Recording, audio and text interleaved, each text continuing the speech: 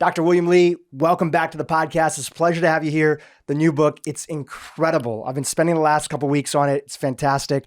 I'd love to start off for our audience because the book is about metabolism and really it's also about fat and rethinking fat.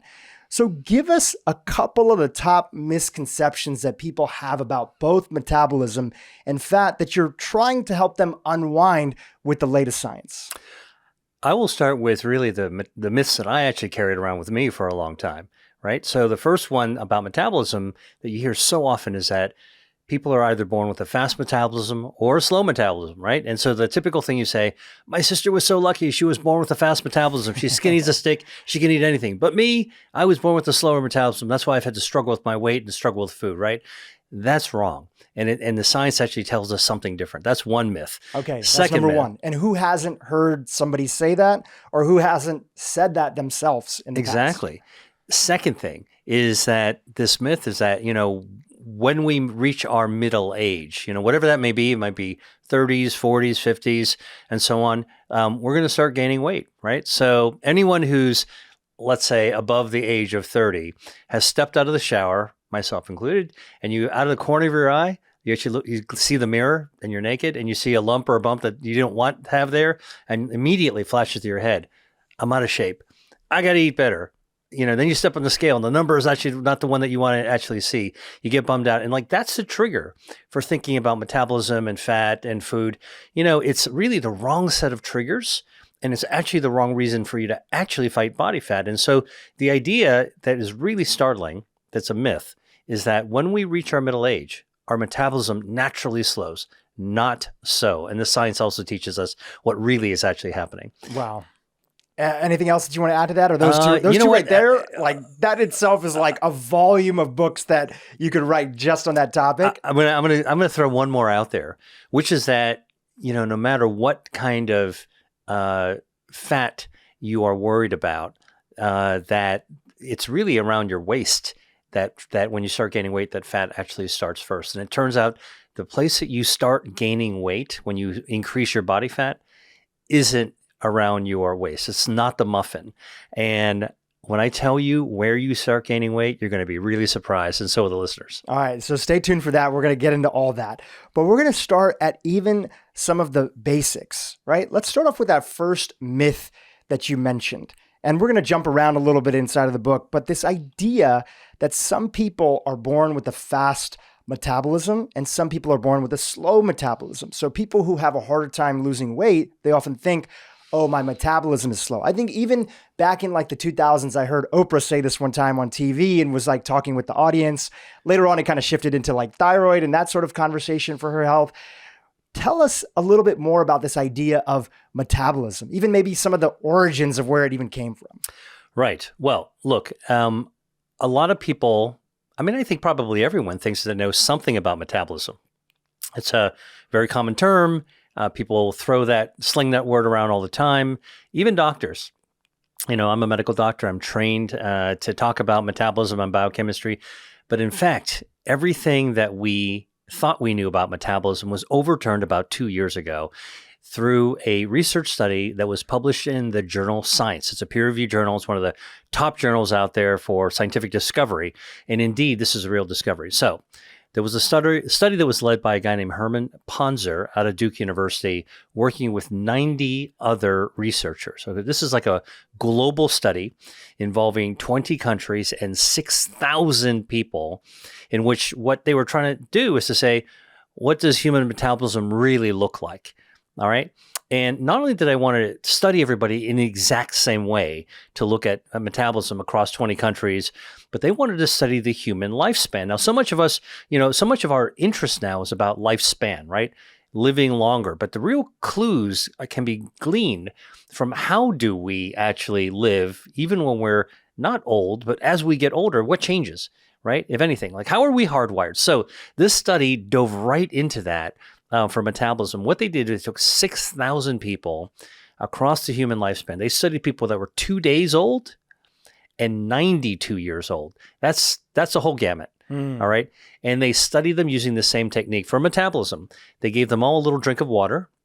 Water is H2O. H is hydrogen. O is oxygen, H2O. And what they did is they tweaked the molecules for hydrogen and oxygen. So when your body, after you drink the water, your body metabolizes that. You can measure your metabolism from your breath, from your blood, and from your urine. All right. So this is how they studied 6,000 people. And when they got the results of what the metabolism was of this group of people, 6,000 across 20 countries, guess what they found? It was all over the map, just like you'd expect. Everyone's got a different metabolism, right? Wrong, because we are now in the era of artificial intelligence and high-powered computing. So what they did is they developed an algorithm to correct the metabolism outread based on their body size and how much body fat they should have versus excess body fat. So let me repeat that. They took the metabolism of everybody, 6,000 people, that was all over the map, and they inserted an algorithm that would correct what the metabolism should be if you remove the excess body fat for every individual based on their body size. And when they did that, they removed that extra body fat. Out of the murkiness came 4 phases of human metabolism, meaning that human beings are all hardwired to have an inner metabolism that only goes through 4 phases, from 2 days old over to 90 years old. This is who we are. And that's stunning because phase 1 is 0 to 1 years old. That's your first phase. And the metabolism skyrockets. So when you're born, your metabolism is about the same, synced with your mother's, like a menstrual cycle. First phase, it goes skyrocket. It's like a rocket ship. It goes as high as about 50% of higher than an adult metabolism. All right. That's why it's so important what we do, how we expose our babies, our infants in the first year. Like they're highly sensitive. Their metabolism is very sensitive to everything that we give them. Okay. Think about sippy cups with the plastics and all those, all those potential harms that could come. So number 1, that's really important. Second phase is from 1 year old to 20 years old. All right. Metabolism is coming down, down, down, down, down. All right. To adult levels. Now, think about what that means. That means through your teenage years, adolescence, while kids are sprouting up like a beanstalk, they're bouncing off the walls with energy. They're eating 2 dinners, right? All kids go through this phase like we did as well. And the parents are always thinking their metabolism must be going through the roof. Wrong. It's going down, down, down. All right. Then the third phase is from 20 years old to 60 years old. It turns out from this research study of 6,000 people, when you subtract out the effect of excess body fat, human metabolism is exactly the same. It's rock stable from 20 to 60. All right, that's how we're hardwired. That means that 60 is the new 20 if you allow your metabolism to do what it wants to do. All right, and then from 60, that's the third phase. 60 to 90, all right, that's the fourth phase, the final phase. Metabolism does go down, but only a little bit, 17% from between 60 and 90. So by the time you're 90 years old, your metabolism is like only 17%, less than 20% lower than when you were 60 and when you were lower than 20. All right, these 4 phases actually are who we are. That's why the old textbooks of human metabolism are being ripped up and thrown out the window. The new textbooks that are being written based on this research haven't yet been published. So this is like brand spanking new information. It's steaming hot. The key thing to understand, though, and this is the empowerment part of it, is that when you add remember, these 4 phases emerge when you remove the effect of excess body fat. All right. What this means is that a slow metabolism doesn't cause you to gain extra fat and weight. It's the other way around. When you add the fat back into the system, it shows you actually suppress and you press down, you crush your metabolism. So a slow metabolism doesn't actually make you get fat. It's extra fat crushes your metabolism. I mean, that is one of the core concepts in the book. And when I read that, I was like, that is mind-blowing for a lot of people. Now, how you get there, how you take advantage of it, how you do all those things, we're going to be talking about that in the interview and teasing it out. But it's important to understand that because when you believe, I think for a lot of people, talking to friends, especially, people that are older than me, I just turned 40, a lot of my family members, there sometimes comes this feeling that when people believe they have a slow metabolism, they're like cross their hands and it's kind of like, why should I even try? Right? Because I just have a slow metabolism. Now, through understanding this latest research and how you break it down inside your book, people get to understand that, no, the potential is always there. Sure, there is a slight reduction when you turn 60, but even then it's much less than we would have expected. So now the question is, how can you step into activating that potential, which truly is one of the most empowering things that people can hear who want to, change around their body composition and take advantage of all the things that come along with improving and activating your metabolism. Yeah, well, the unlock actually has to do with the fact that you can actually burn body fat. You can burn excess body fat. And that leads us back to this whole idea of whether fat is good or bad, right? Because most of us, I think, as adults, and probably shaped from the time we were teenagers, have this very negative connotation with fat. I remember when I was growing up, fat was something that, if you saw it on your dinner plate, like, ugh, I'm not going to eat that. And of course, as bodies develop, we naturally get very sensitized to the prejudice that's out there, against body size and body fat. I mean, fat is actually a really kind of difficult word, to be honest with you. And it turns out that the kind of fat that we need to worry about is not the stuff that you can see in a mirror. It's actually the fat that's inside your body, even in a skinny person. And that's what I write about in my book, is really there is a reason for you to combat fat, but it's not vanity. Okay. I'm okay with not just vanity. Not just vanity. I'm totally fine with vanity. I mean, if it makes you feel better to look good, please do it. But the real reason, from a health perspective, longevity perspective, and a thriving perspective, is that the fat that you want to fight, you can't necessarily see. All right. And that's inside your body. Even a skinny person, packed inside your skinny tube, you can have excess body fat. And that's called visceral fat, or VAT, V-A-T. The A stands for adipose, which comes from the word which refers to lard, which then dates back to people eating pigs, for 10,000 years. And so this idea of really taking a look at that visceral fat and how can we unpack, how can we release our inner metabolism, unleash our inner metabolism by fighting that harmful body fat? That's where the empowerment actually comes in. So for me, from the research that I've done, I think it's like a brand new day. It's like a bright sky of being able to actually do the things that you want to do, which is lose weight, fight body fat, improve your metabolism, be extra healthy, have more energy. And it all has to do with not doing something artificial. You don't need a prescription for it. You don't need to go on a crash diet for it. You just need to actually mindfully run your life and allow your body to do what it naturally wants to do. And just becoming aware of that is one big step forward. Yeah. One of the things that comes along with being aware of it is also understanding this thing that we were so afraid of. Not to say that people, again, don't maybe want to lose weight for vanity reasons. And generally people, I think in today's day and age, understand that improving your body composition can also be supportive for long-term health. And you have a lot of new data on that, and we're going to tease it out.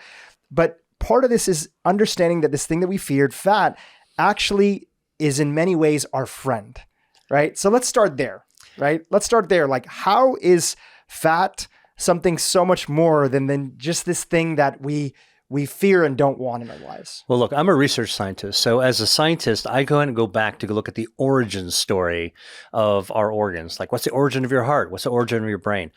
What's really interesting, and I write about this in the book, is what's the origin of fat, right? So we always think about fat when we become sensitized to it, or we see it that we don't want it to be there. But in fact, when our mom's egg met our dad's sperm in the womb, and they were just a ball of cells for a little while, the first tissues that formed were blood vessels, because every organ that forms needs a circulation. The second tissue that forms are nerves, because every organ needs a command structure to be able to get signals to tell the organ what to do. And the third tissue that forms is fat. Little bubbles of fatty tissue, they're called adipose cells, actually form like a bubble wrap around each blood vessel. And the reason is that biology of fat cells is they are fuel tanks for our body. And so the blood vessels bring in the fuel ultimately when we start eating food, and that extra fuel gets stored into our fat tanks, just like a car would load up with a fuel tank. When you go to the filling station, you need to have a tank to be able to do it. That's what body fat actually does. And so if you think about it, like, that's how body fat grows. And when you are born, right, babies are born. What's a healthy baby? A healthy baby is a fat, chubby baby with, big fat cheeks, little pudgy jaw, arms and legs that look like those circus balloon animals that you fold, their wrists and their legs or are the Michelin Man. Michelin Man, right? Big tummy, right? So like a cute baby, a healthy baby is a fat baby, chubby baby. All right. And that is healthy. In fact, if you saw a baby that had chiseled cheeks and super thin arms, super thin thighs, like a fashion model baby, like you'd be worried. You'd be like, wait, there's something seriously wrong with that baby. And you'd be right. And so fat at its origin is not our enemy. It's our friend. It's part of who we are. So now let's break it down to see what fat actually does as we're kind of going through our lives, from childhood all the way to old age. And that's the thing that I think is so amazing, right? I mean, the assumption is fat is blubber. It insulates us, right? Like a seal or a whale. Not so. Fat actually does a couple of things. I mean, the most easy to understand, fat's a cushion. All right. So we bump into the wall, we trip on the rug, and we fall on the ground. If we didn't have fat inside our body cavity, around our organs, a little bit of fat, okay, our organs would rupture because they're pretty delicate. All right. So we need a little bit of fat just as cushion. All right. The second thing that's really, really interesting is that fat is a endocrine organ. It releases hormones, and those hormones that it releases help us with energy. So one hormone that it releases is leptin, and leptin actually controls our appetite. It's sort of the volume switch. When the leptin levels are down, you get hungry, and when the leptin levels are high, you're not so hungry anymore. All right. So that's very, very helpful for getting energy because food's our energy. I'll come to that in a second. The next thing it does, that this fat organ, by the way, I don't know if I mentioned this, but fat is an actual organ. It's as important as our pancreas, our liver, our spleen, our kidneys. Fat as an organ releases these hormones. And one of the most important hormones is called adiponectin. Adiponectin is probably not a term that a lot of people have heard about, but I tell you, it's the hormone that if I as a doctor were to measure the hormones in your blood, your adiponectin levels are 1,000 times higher than any other organ hormone in your body, higher than testosterone, higher than any other thyroid hormone. And the reason it's that high is because adiponectin, made by fat, helps your insulin work to absorb energy into your cells. It helps to pull the blood sugar out of your blood. All right. So that's one of the most important hormones to power our tank, our engine. And then the other hormone that I think is worth mentioning is called resistin.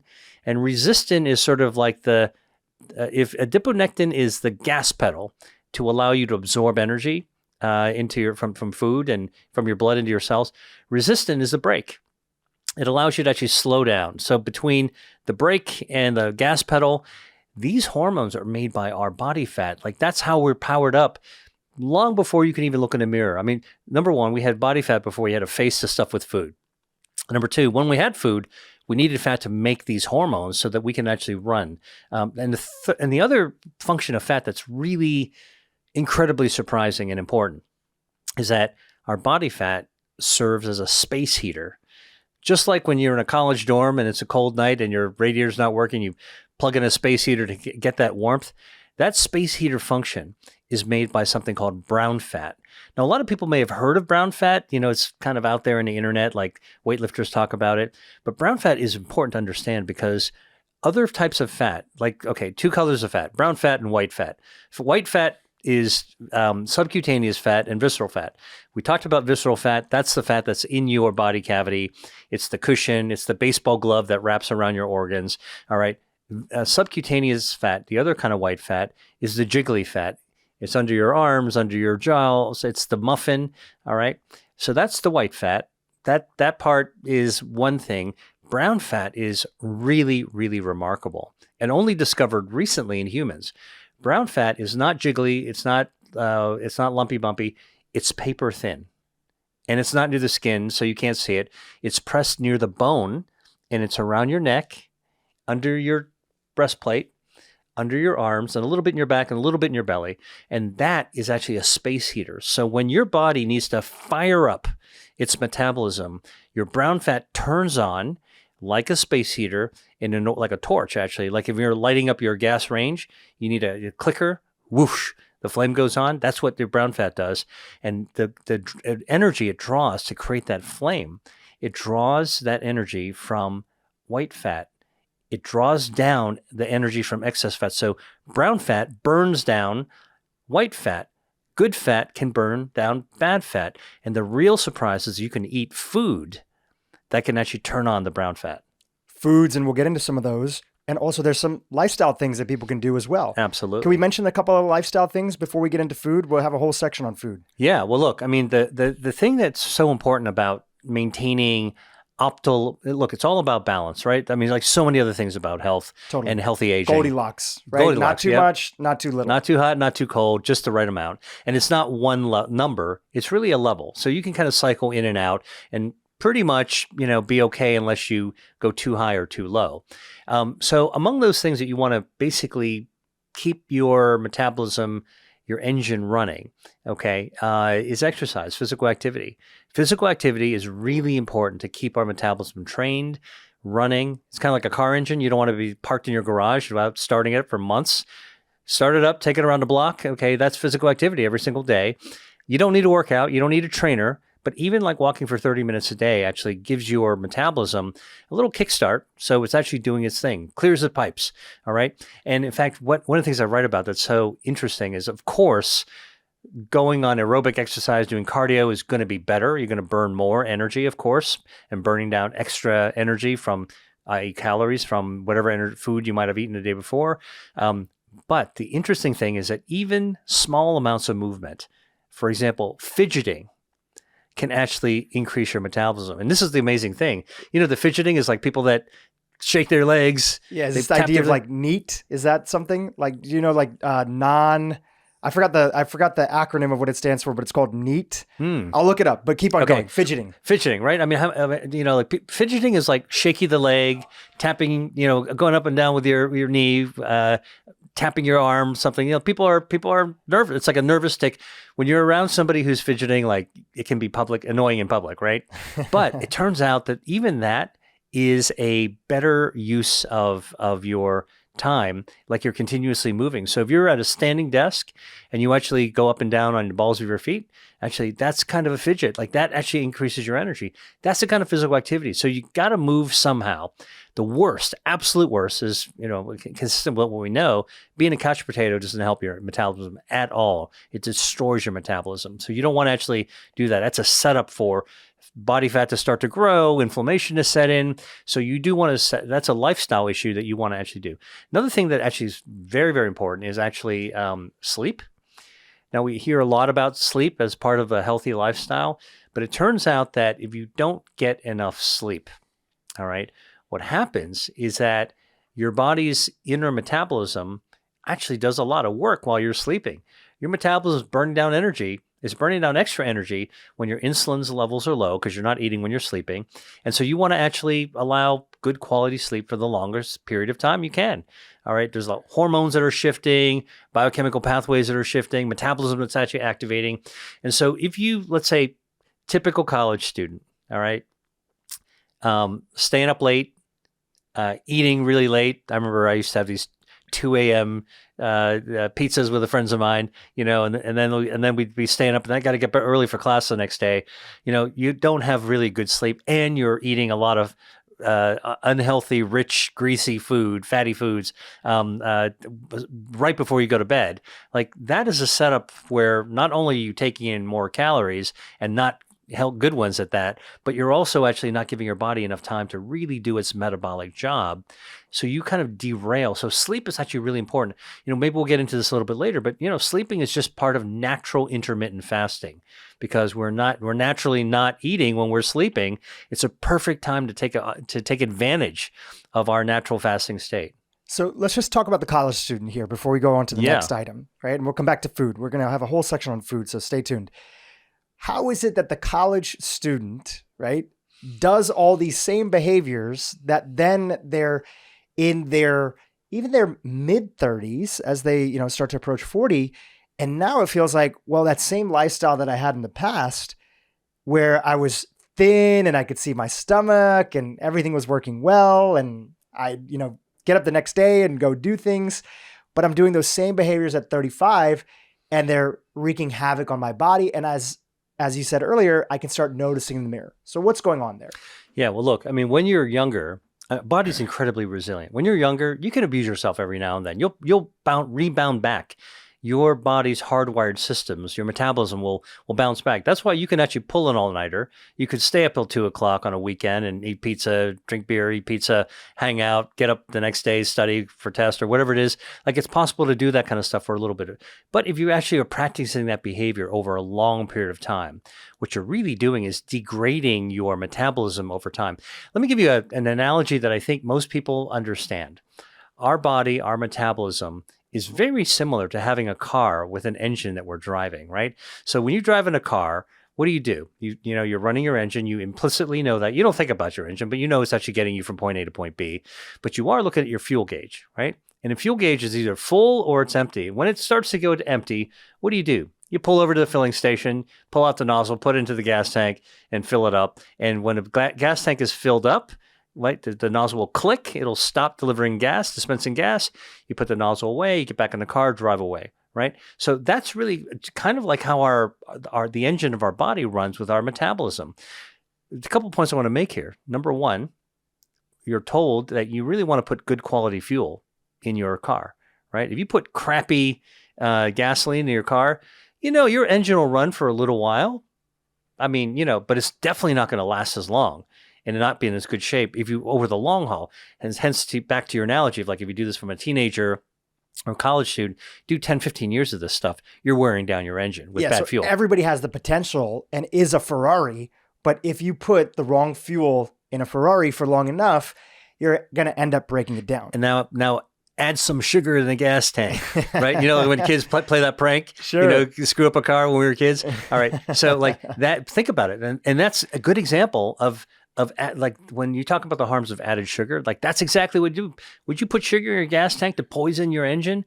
No, but we do that every single day when we're drinking sodas and we're having all this excess poor quality fuel. And even that late night pizza I was telling you about, pizza and beer, you can handle that occasionally for a short period of time. Do it a decade and you are now destroying your engine. And that really kind of gets at exactly what you're talking about. Like, how come younger people can do certain things, but older people can't? Right. And by the way, that period of time, that decade that you're still embarking on these carefree habits that are wreaking havoc on your metabolism, they're growing body fat. They're growing excess body fat. That excess body fat slows down your metabolism, crushes your metabolism, just like we're starting to see with this new research. And so now it starts to make sense why many of us actually start to gain weight and start seeing extra body fat because, without being mindful of how our body works, we're engaging in behaviors that actually encourage the development of excess body fat. And so we are actually countering what our body naturally wants to do. And that's why I say 60 can be the new 20, because basically it's supposed to be rock solid. If we actually try to allow our body to do its thing and take care of it and put in good quality fuel and make sure that we're doing all these other lifestyle things, we talked about physical activity and sleep. Stress is another big deal because stress hormones, look, a little stress, and when you're in college, I got to study for an exam, blah, blah, blah, relationship issues. We all went through that. It's very stressful. Body bounces back. But we have different kinds of stress as we get older. You've got different kinds of relationship stress, job stress, economic stress, kid stress. All those things wind up causing your brain to start releasing different hormones that can start to derail over a long period of time, derail your metabolism. And also what happens is that it encourages you to build body fat. Even anger is really interesting. Being pissed off for a long period of time, stuffing your anger and holding it inside derails your metabolism. Excess body fat, we all know, again, visually, it doesn't look good on the body and we don't like it, right? Most people. And a lot of it is unseen because it's in between your organs, as you mentioned before, visceral fat. And a big part of your book is also helping people understand that besides the vanity, besides like looking good for the now, feeling our, best in the moment, there are ways that excess body fat is very detrimental to our health long term. You had this study that was mentioned inside the book. It was done at the University of Mass Medical School. It's in the early part of the book, and it's showing what fat is capable of doing. And they took out a chunk of fat from the body, they put it in a petri dish, and what happened from there? Do you remember this in the beginning and like what's possible? Like people don't understand that fat has so many layers to it. Yeah, well, so this is actually right in my wheelhouse because the study that was done was taking pieces of fat from people getting bariatric surgery. So these are people that are morbidly obese and removing their fat. And the researchers actually took a chunk of the fat and grew them out in a plastic dish, petri dish, and they were able to observe that fat wants to grow. Once it's out of control, it sort of wants to keep on going out of control. And the way it does it is kind of like scary on autopilot. Fat is a highly vascular tissue, meaning that it actually requires a lot of blood vessels, just like a tumor, by the way. So when fat wants to go way beyond where it should be growing, excess body fat, the way that it supports itself is by hijacking and recruiting and growing out, extending extra blood vessels, desperately trying to find a source of blood, of nutrients and oxygen. And so what they found when they removed the fat from obese people and they put it right into a petri dish and to grow in tissue culture, the fat within days started extending its tentacles of blood vessels, searching for new nutrition in order to be able to make it grow bigger and bigger and bigger and to explode in its growth. And so this is what's really interesting is that there's an analogy between excess body fat and cancer that's growing. Yeah, it's crazy. And you have to think of excess body fat as kind of out of control. It will damage you at all costs just to fuel itself. Yeah. And this goes into the idea of angiogenesis and anti-angiogenesis. So people who have heard your interviews previously and in your first book and know your background, they know that you're the founder of the Angiogenesis Foundation, and you have a ton of research on how to regrow blood vessels inside of the body. And there's a whole bunch of reasons why we'd want to do that. But there's also reasons why we would want the wrong things in our body. We'd want to starve them of their growth. For example, cancer, you mentioned it, but also when it comes to fat, we want to kind of starve it of its ability to do that. So talk about anti-angiogenesis and fat. Like what are the ways that we can do that and help kind of starve our fat from growing out of control? Well, first of all, yeah, it's a great question. So first of all, remember I mentioned to you early in the womb when our bodies were still forming, blood vessels grew and fat formed little bubble wrap packing around the fat, little formations of fat in order to be able to store fuel. That's basically how we actually form. So our blood vessels naturally have a little rim of fat around it. They're the fuel tanks for our body. All right. What happens is that as fat mass grows, it continues to need blood supply, needs oxygen. And when you have too much fat growing, it just needs more blood. It needs more blood supply. It actually reaches out and it grabs more blood vessels to selfishly grow blood vessels towards itself. Now, if the fat grows too fast, faster it can grow, then it can grow the blood vessels. Actually, the center of the piece of the expanding mass will start to die because it can't grow blood vessels fast enough. That's called hypoxia. And when the center of the fat that's growing, it happens in tumors as well, doesn't get enough oxygen. And that hypoxic area in the center of a fat mass is really dangerous because hypoxia causes inflammation. Basically, it's the tissue that's starting to die. It's not dead yet. And inflammatory cells just race in there. And that's why excess obesity actually is associated with inflammatory diseases, highly inflammatory diseases like cancer, like diabetes, like Alzheimer's disease, partly because it's a setup. Too much body fat sets you up to basically be a walking vessel of inflammation. It's mind-blowing. I mean, you had a whole bunch of stats inside your book, but excess body fat makes you more likely to develop diabetes, right? In the future, it increases your risk of cancer, a whole host of things. So, and to go back to an earlier point that you mentioned, it's not just people who you would look at and you would say, okay, visually, this individual has excess body fat. There's a lot of people from my background, South Asian, who are in the skinny fat category, right? The whole acronym TOFI, thin on the outside, fat on the inside. And this is why this is an important topic for everybody to get a chance to pay attention to. That's right. I mean, I titled my book, Eat to Beat Your Diet. It's a trick title because it's not a diet book. It's kind of an anti-diet book saying that, you can improve your health without ever having to go on a diet. And it has to do with your metabolism. And your metabolism actually is very sensitive to the relationship with body fat, your fuel tanks, which is then sensitive to the food that you actually eat. And skinny people who have a lean body, right? You think you're okay because you're lean.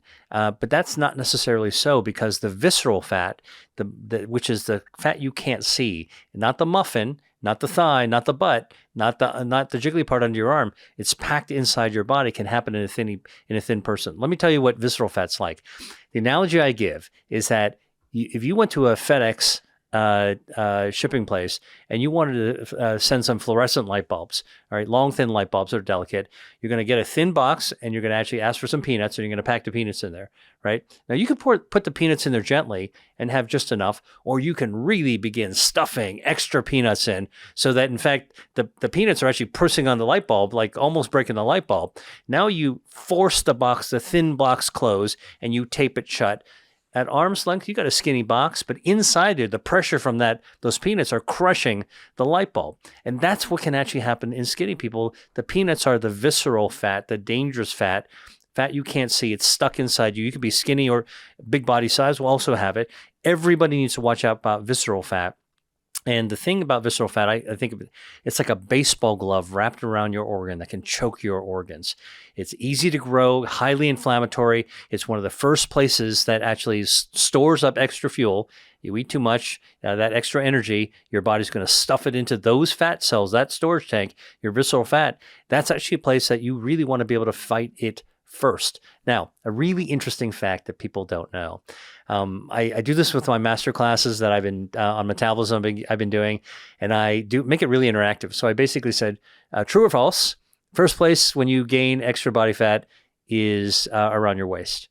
And most people say true because it's their own experience. They see it in the mirror when they gain extra weight. And actually, it's false. One of the first places that you gain extra body fat is in an area of visceral fat. It's inside. But surprisingly, it's not your belly. It's your tongue.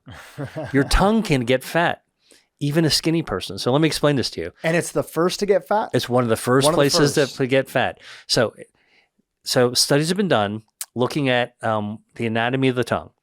Turns out the tongue is made of 3 different parts. You've got the acrobatic tip, that's a cirque du soleil of the tongue. You got the middle, that's mostly muscle, right? So when you're moving food around in your mouth, you're actually, it's that muscular moving the food around. The rear, the last third of your tongue is big and thick, and it's actually marbled like a T-bone steak, okay? And it's ribbed with visceral fat. And so as you start to gain weight, one of the first places to gain that extra fat is in the marbling of the last third of your tongue. One of the first places. So even a skinny person has this. How do we know this happens in a skinny person? Well, usually it's their bed partner that tells them, hey, you know what? I don't know what's going on, but you're starting to snore, right? And what's happening is that when they're gaining weight, the last part of their tongue, last third of their tongue is gaining weight, it's getting fat tongue. And when they're sleeping, their whole body's relaxed and their fat tongue is also relaxed and it obstructs their airway, all right?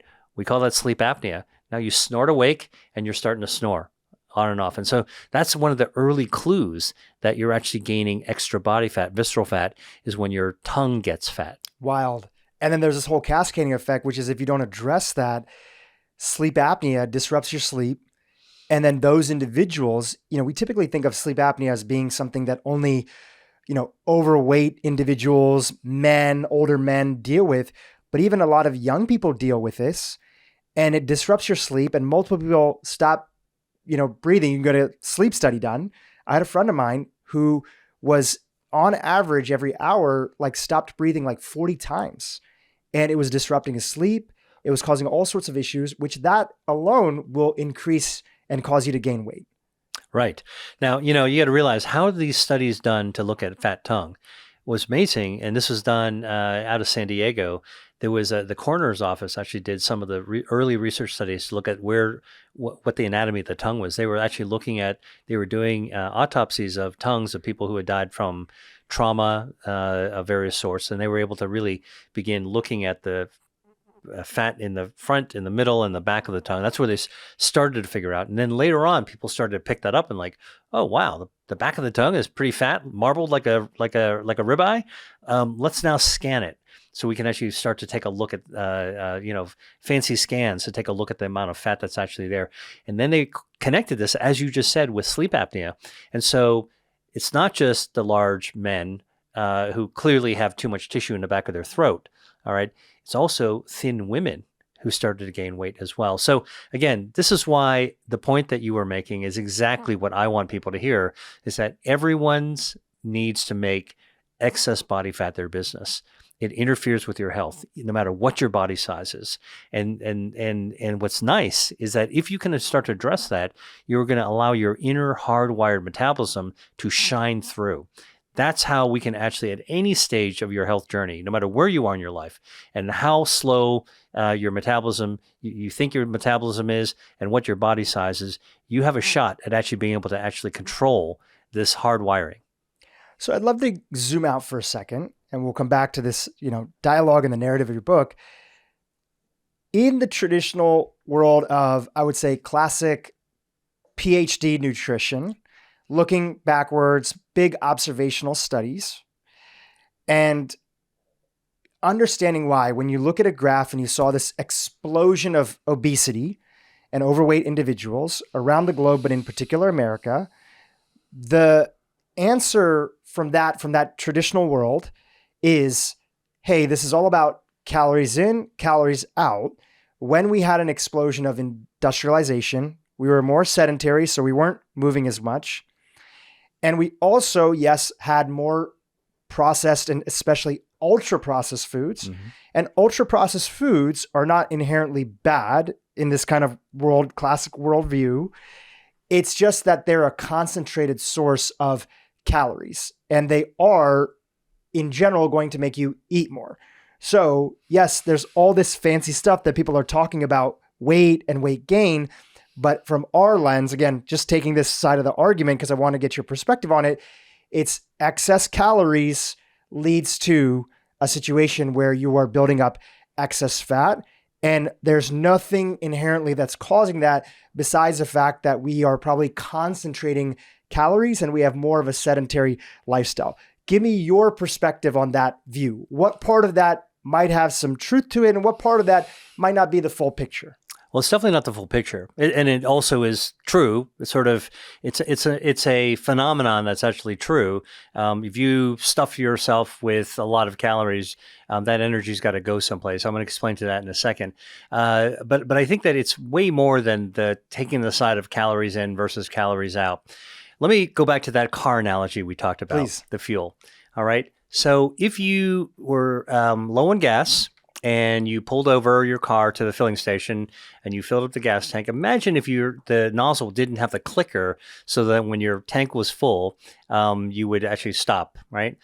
Now, our bodies aren't built with a clicker. And so what happens is that we can actually keep on filling up our tank.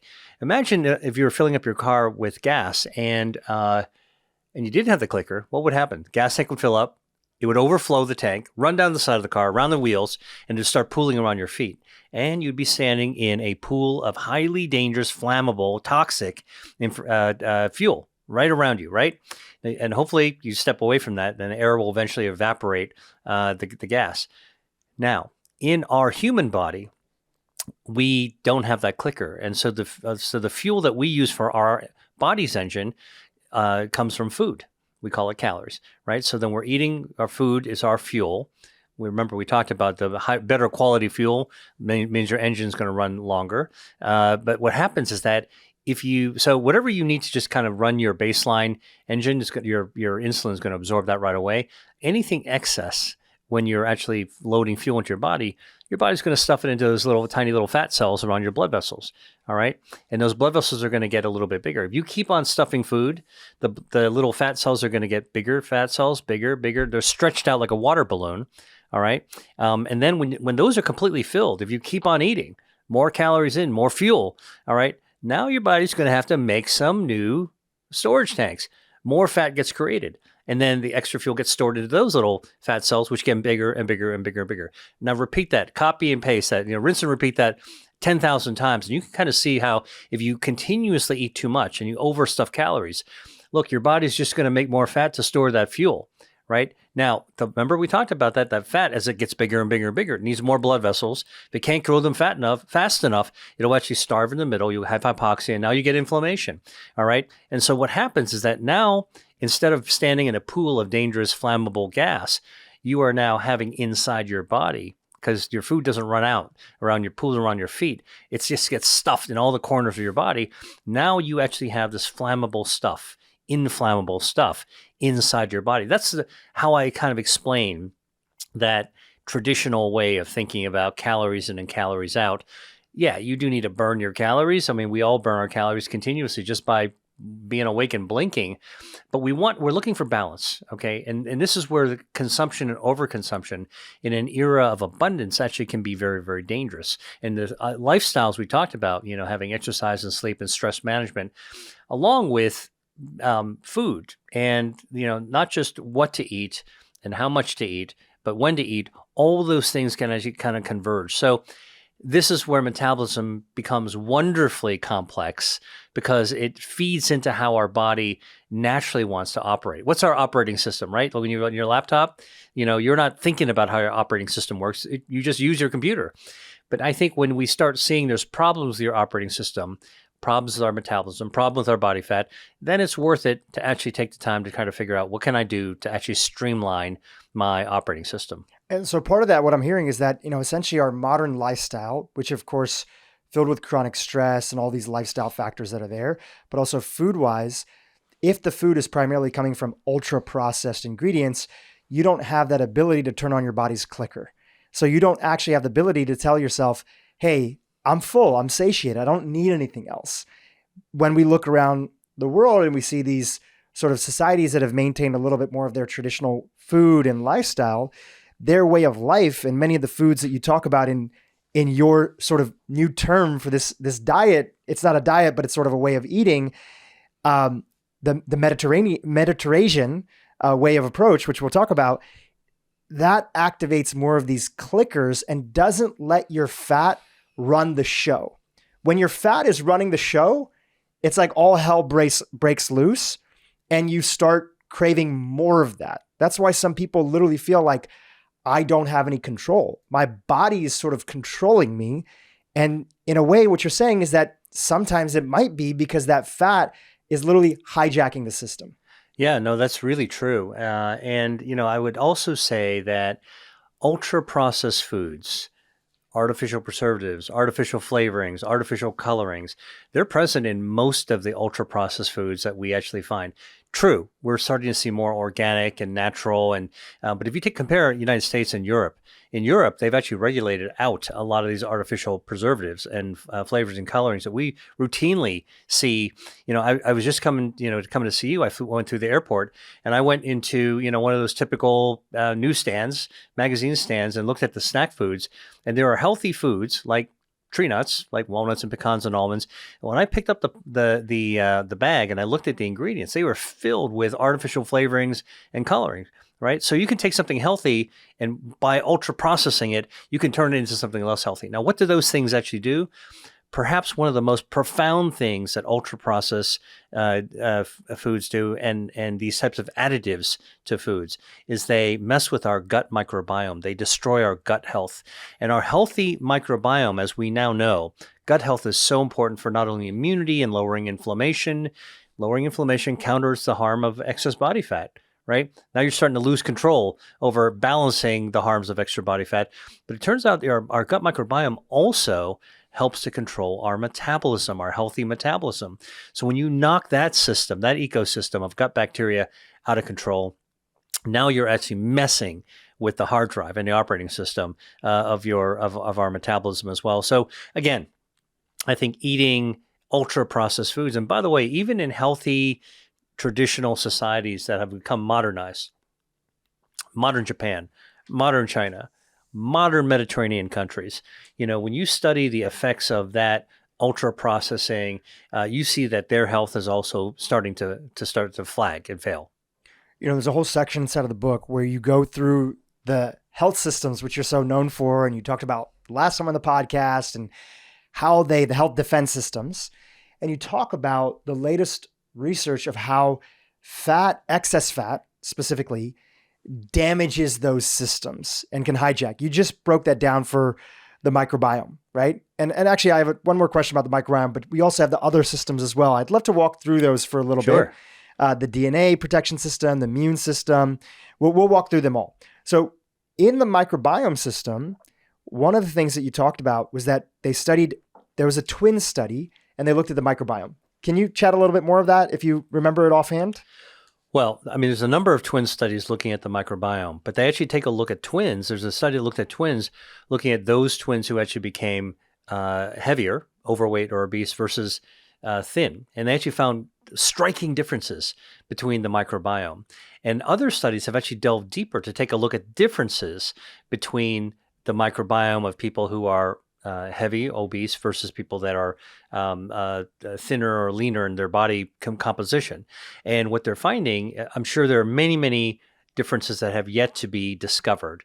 But one of the most striking things that they found, one bacteria, the Akkermansia muciniphila, which is a standout bacteria. I've talked about it in my first book. I've been talking about the research. It's relevant to cancer as well. It turns out this one bacteria, and don't forget, there's 39 trillion. So we're just at the beginning of this research discovery of what bacteria important and why. But Akkermansia keeps on coming back up.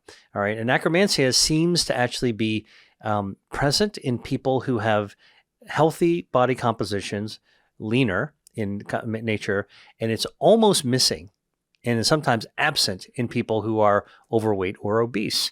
And so, this is a correlation. Correlation is not causation, but it shows you that there's something going on with this bacteria. This bacteria, by the way, is also protective against diabetes, which, of course, is the end stage of metabolic syndrome, which is connected to body fat, which is connected to body composition. So again, you're starting to put together the clues, right? This is a big mystery of science, trying to figure out what this is. This guy keeps on coming up. And Akkermansia also protects against inflammatory diseases like Alzheimer's and obesity. It also protects against cancer. It ups your healthy immune system and lowers harmful inflammation. And so again, we're beginning to discover that from starting from twin studies, but then taking a look at and doing a deep dive and trying to figure out what are the patterns of what people who are heavy and excess body fat versus people who are lean. What are some of those differences, and are there any key players that are standouts? And Akkermansia seems to be one of them. Yeah, I think I learned from you originally that healthy people who have what looks to be, again, it's correlation, the right amount of Akkermansia in their body, it could be up to 5% of their total bacterial composition. Is that right? Yeah, I mean, so it's not just like we're talking about one little strain that's kind of popping up a little bit there, but it's a significant amount, whether it's 5, 4, whatever. It does seem to be like a flagship strain inside of the gut. That's right. It is one of the core bacteria that we need to have. Another one is lactobacillus. There's many different kinds of lactobacillus, but lactobacillus reuteri seems to be one of these core strains that, because time and time and again, the research has shown lactobacillus helps wound healing, helps control your metabolism, lowers excess body fat, protects against colon cancer and breast cancer. When you start adding all these different observations and correlations up between lactobacillus reuteri, Akkermansia muciniphila, at least in my book as a researcher, we have to flag them.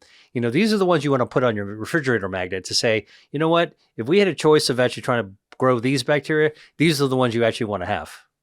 And this really comes back to the idea of, okay, people are asking, well, what can we do? Do we need to be on a fancy probiotic? Do we need to do this? And part of your book in this microbiome system section, talking about both the damage that excess fat can have on it, but also the way that we can combat that and revert it, is these principles that are very straightforward. Hard to sometimes put into action for people when they don't have the education. This is why I'm so excited about your book, your work, people like you that are out there, because when you get the background, when you understand the importance, you literally see how every bite you take is helping you grow a healthier body. So a couple of the classic things that you include inside of there, but you really go deep into the science, is diversity of plant matter and its relationship with things like short chain fatty acids. Just talk about that for a second. Right. Okay. So our gut bacteria, really, there's about the same number of bacteria in our body as our human cells. So we're 50-50 human and bacteria all packaged together, all walking around in clothes. And one of the things that we provide humans as humans, we provide our bacteria, we provide them room and board. The room we provide them actually is in our gut, mostly in our colon, get some in our skin and orifices and things like that. But a lot of it actually is in a place called the cecum. It's actually a little pouch in your colon. And most of the bacteria are actually there. So that's where they live. That's their room. And the board we give them is the food that we eat. So whenever we're eating not for just ourselves, we're eating for 49 trillion bacteria. It's kind of like, the pregnant mom saying, I'm eating for two. Well, here, all of us are actually eating for 49 trillion plus one. That's us. And so what a lot of people don't realize is that the food that we eat, whatever we choose to put on our dinner plate, whenever we're sitting down for food, our human bodies will absorb the nutrients in the upper part of the digestive system. And then anything that we don't absorb gets sent downstairs. Our bacteria get the leftovers. All right. And a lot of those leftovers in plant-based foods, the broccolis, the fruits and vegetables, the legumes, are dietary soluble fibers. So soluble fiber and some of the polyphenols that are also prebiotic in nature, they feed the gut microbiome. They eat it up. That's their dinner. All right. And when they're well fed, well cared for, okay, with soluble fiber from plant-based foods primarily, and different ones. They like the different polyphenols. They like the different kinds of, you want to be able to feed them diversity. They pay us back. And they pay us back for room and board, like they pay the rent. And the way they pay it back actually is by creating something called short-chain fatty acids. These are the metabolites produced by our gut bacteria that they just send into our bloodstream. These short-chain fatty acids help our blood lipids become more normal. They control our blood pressure, help us speed up our wound healing. They actually also communicate with our brain as well. Short-chain fatty acids lower inflammation. And so our gut bacteria release these short-chain fatty acids really in response to being well fed and well cared for. Now, why is that important? It's because, now again, this is all about the choices that we make, right? So you can make a good choice, plant-based food mostly. If you make a bad choice, ultra-processed foods, what you're doing with these artificial colorings and flavorings and preservatives, we poison our gut microbiome. When we poison the bacteria, it's like pouring Drano down to poison the ecosystem. You got some floaters down there, right? They're not happy. They're dying. And so number one, they're not making those short-chain fatty acids, but even worse, some of the bacteria, the bad actors, can actually start to overgrow. You can grow bad bacteria. And rather than produce mostly short-chain fatty acids, that's good for our body and good for our metabolism, the bad bacteria produce toxins that get into our blood. And so this is how, invisibly, the choices that we make sitting at our dinner table or at a restaurant meal, or at a snack bar or at a vending machine, they can actually determine the fate of what happens. Now, remember I told you, look, we're pretty resilient, so you eat, some crazy nuclear colored chips every now and then, your body will bounce back from it. But it's that lifetime habit. You talked about really how we tend to be addicted to certain kinds of foods that are engineered to make us addicted to them, or the flavoring or change our brain or our brain pattern. Now we start to destroy our gut microbiome. We derail our metabolism. Our fat starts to grow. And the fat starts to take over. It starts to reach out with its blood vessels to try to grow itself, and yet not fast enough. So it starts to die in the middle and starts to become inflamed. You can kind of see this. Like it is a domino effect that cascading. Can actually occur. Yeah. Cascade. So in a way, people are a little right. It's a partial truth when they say, as they're getting older into their mid-30s, 40s, 50s, 60s, 70s, 80s, and beyond, they notice that it's harder for them to lose weight. And it may be, but what I'm hearing you say, and please correct me if I'm misunderstanding this, is that it's because the excess weight is damaging their health systems. And if your health systems continue to get damaged, they are your defense mechanisms on gaining weight, avoiding excess fat in the first place. So in that sense, people are right that it can feel tougher, Right. but it's not just because it's not because of our metabolism potential. Our metabolism potential is always there. It's not because of the number of birthday candles you're blowing out. Right. All right. It's not hardwired into it.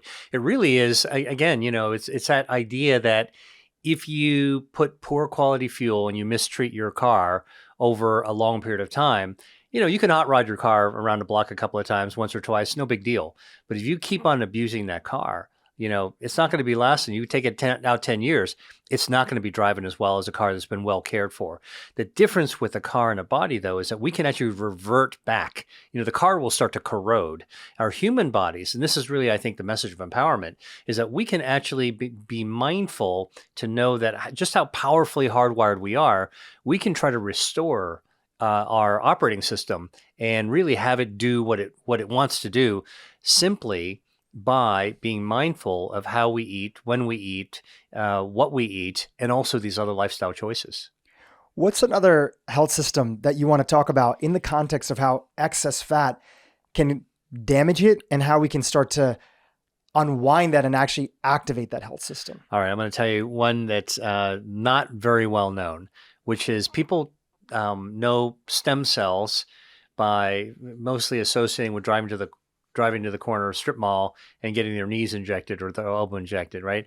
To me, as a researcher, that kind of stuff is not ready for prime time, but our body is ready for prime time. We are primed with stem cells from the time we're born. We got about 75 million stem cells that are just left over from developing in a womb, and they get stored in our bone marrow and in our other organs and our skin, and even inside our body fat. These stem cells are called out to help repair us from the inside out throughout our lives. So we are actually continuously renewed where we regenerate. And this whole idea that humans don't regenerate, but salamanders and starfish can, is wrong. Another myth that's being overturned is that humans do regenerate. We just regenerate slowly. We can't grow back an arm or a leg or a tail, but we can actually grow back our liver. We can grow back our lungs. We can even grow back parts of our brain, which is really, really amazing. And definitely we grow back our nerves. The thing about our stem cells in our body fat that can affect our metabolism is that our body fat does contain stem cells. And remember, I told you, if you have too much energy, too much fuel, too much food, too many calories, but your body's going to have to stuff the fuel into the fuel tanks, so the fat. If that's completely loaded up, now you got to create more fat. You know what it creates it from? Stem cells. All right. So our stem cells in our fat are there as reserves if we need to actually create more fuel tank. But it turns out that you can do some good things with those fat adipose cells as well. I read about some research that is being done. I took part in some of this as well. Cardiologists are working with plastic surgeons in liposuction to remove fat and to identify and isolate out the stem cells from body fat. So here's how it works. Do liposuction, you get this jar of yellow stuff, which is fat. And you pour that into a tube and you spin it in a centrifuge, which makes it go round and around and around. And what happens when you spin it like that is that the stem cells will clump to the bottom, the fat will float to the top. You stop the machine, it's not spinning anymore. You pour off the fat, and the stem cells are what you have left. Cardiologists are taking those stem cells and they're putting it with a little saline, a little salt water, and they're injecting it into the heart. Okay. And because it's not in the fat, it's now in the heart, it will create new heart tissue. All right. And one of the remarkable things in my book I talk about is that they're doing the same thing with spinal cord injury. Now, it's research only, but it actually is in humans. There was a really famous case of a young person who injured his spinal cord at the neck level, became quadriplegic. And what they did is they actually took his body fat, spun it down exactly the same way, got the stem cells, and then took his stem cells and injected it into the spinal cord, and he was able to regain movement, which is really, really amazing. I'm telling you this to show you how powerful stem cells are. And if you imagine them in the heart or in the spinal cord, that might be something that the medical community is going to be able to use in the future. That's very promising. But that just shows you how powerful the stem cells can be inside the fat itself. You don't want to be triggering those stem cells to grow new fat. by eating more food and overloading your system. Those guys can really fuel up your fat really fast, which is why sometimes when we see massive weight gain, like it and quickly weight gain, it's partly due to these stem cells. So what's really important is that you can tame these stem cells. There are foods that you can eat that will actually start to divert the stem cells by telling the stem cells, hey, buddy, don't be making more fat. Let's stay calm. All right. Let's just stay quiet. Don't act out. Don't make more fat. And that's really another example of a health defense system that on one hand could be really powerful to help recharge, renew certain body parts that we might want to have, but we have to tame it. Body fat is not bad. It's good. But what we want to do is we want to respect it, but we do need it to be tamed. We cannot allow it to actually go haywire. Let's just do a little teaser here. We're going to get into foods in a second, but what are a couple of foods you're talking about taming that body fat and working with those stem cells and helping them understand not to work against us? What are a couple of foods that you have found that are important there? So one of them actually is tomatoes. The lycopene in tomatoes, there's a bioactive called lycopene, it's a carotenoid. Turns out that found in tomatoes actually, do a lot of things to harmful body fat, to fight body fat. But one of the things it does, it actually tames the stem cells. So it basically tamps down the ability of fat stem cells from going haywire. That's important. That's like sending that crazy kid in the classroom who can't stop making noise and being disruptive. That's like sending him over to the principal's office, getting him out of the space, making sure he's not causing trouble. That's tomato is one of them. Olive oil, actually, turns out, which contain lots of bioactives. And I think that's what I'm so excited about as a research scientist. Not only is it the food, but we're beginning to identify the specific substance in the food that can be beneficial. So hydroxytyrosol, oleocanthin, all these types of bioactives in olive oil, which is also present in whole olives, by the way. And it's present in olive oil, but it's also present in olive water.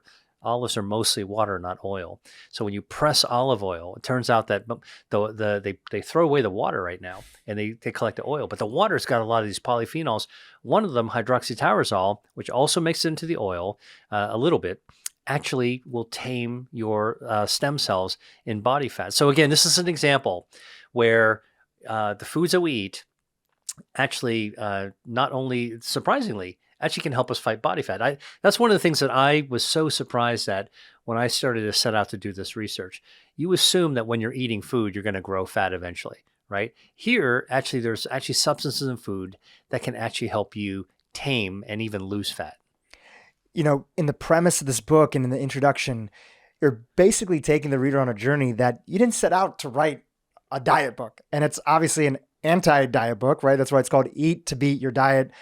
Click in the show notes, by the way, pick up a copy. It's an amazing read. Everybody that listening on audio, on YouTube, please pick up a copy. And one of the things you saw from your first book is that people were eating according to the education that you put out there, which isn't about, sure, you get us excited about individual foods. Here's what olives can do. Here's what pomegranate juice can do. But you are not there to advocate necessarily for any one way of eating or any one food. You're just showing us the power of whole foods and when we include them in a good diversity inside of our diet.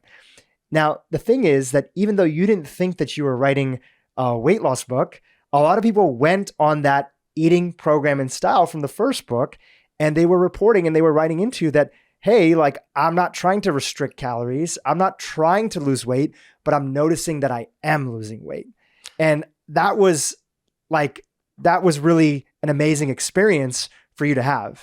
Big surprise to me. And in fact, I'll confess something that most people don't know is that when I wrote my first book and I turned it in and it became very successful, New York Times bestseller, I had in the back of my mind a little concern that people would become so enamored with eating all the foods that I talked about that they might gain weight. And, I'm a medical doctor, so I get concerned about this obesity epidemic.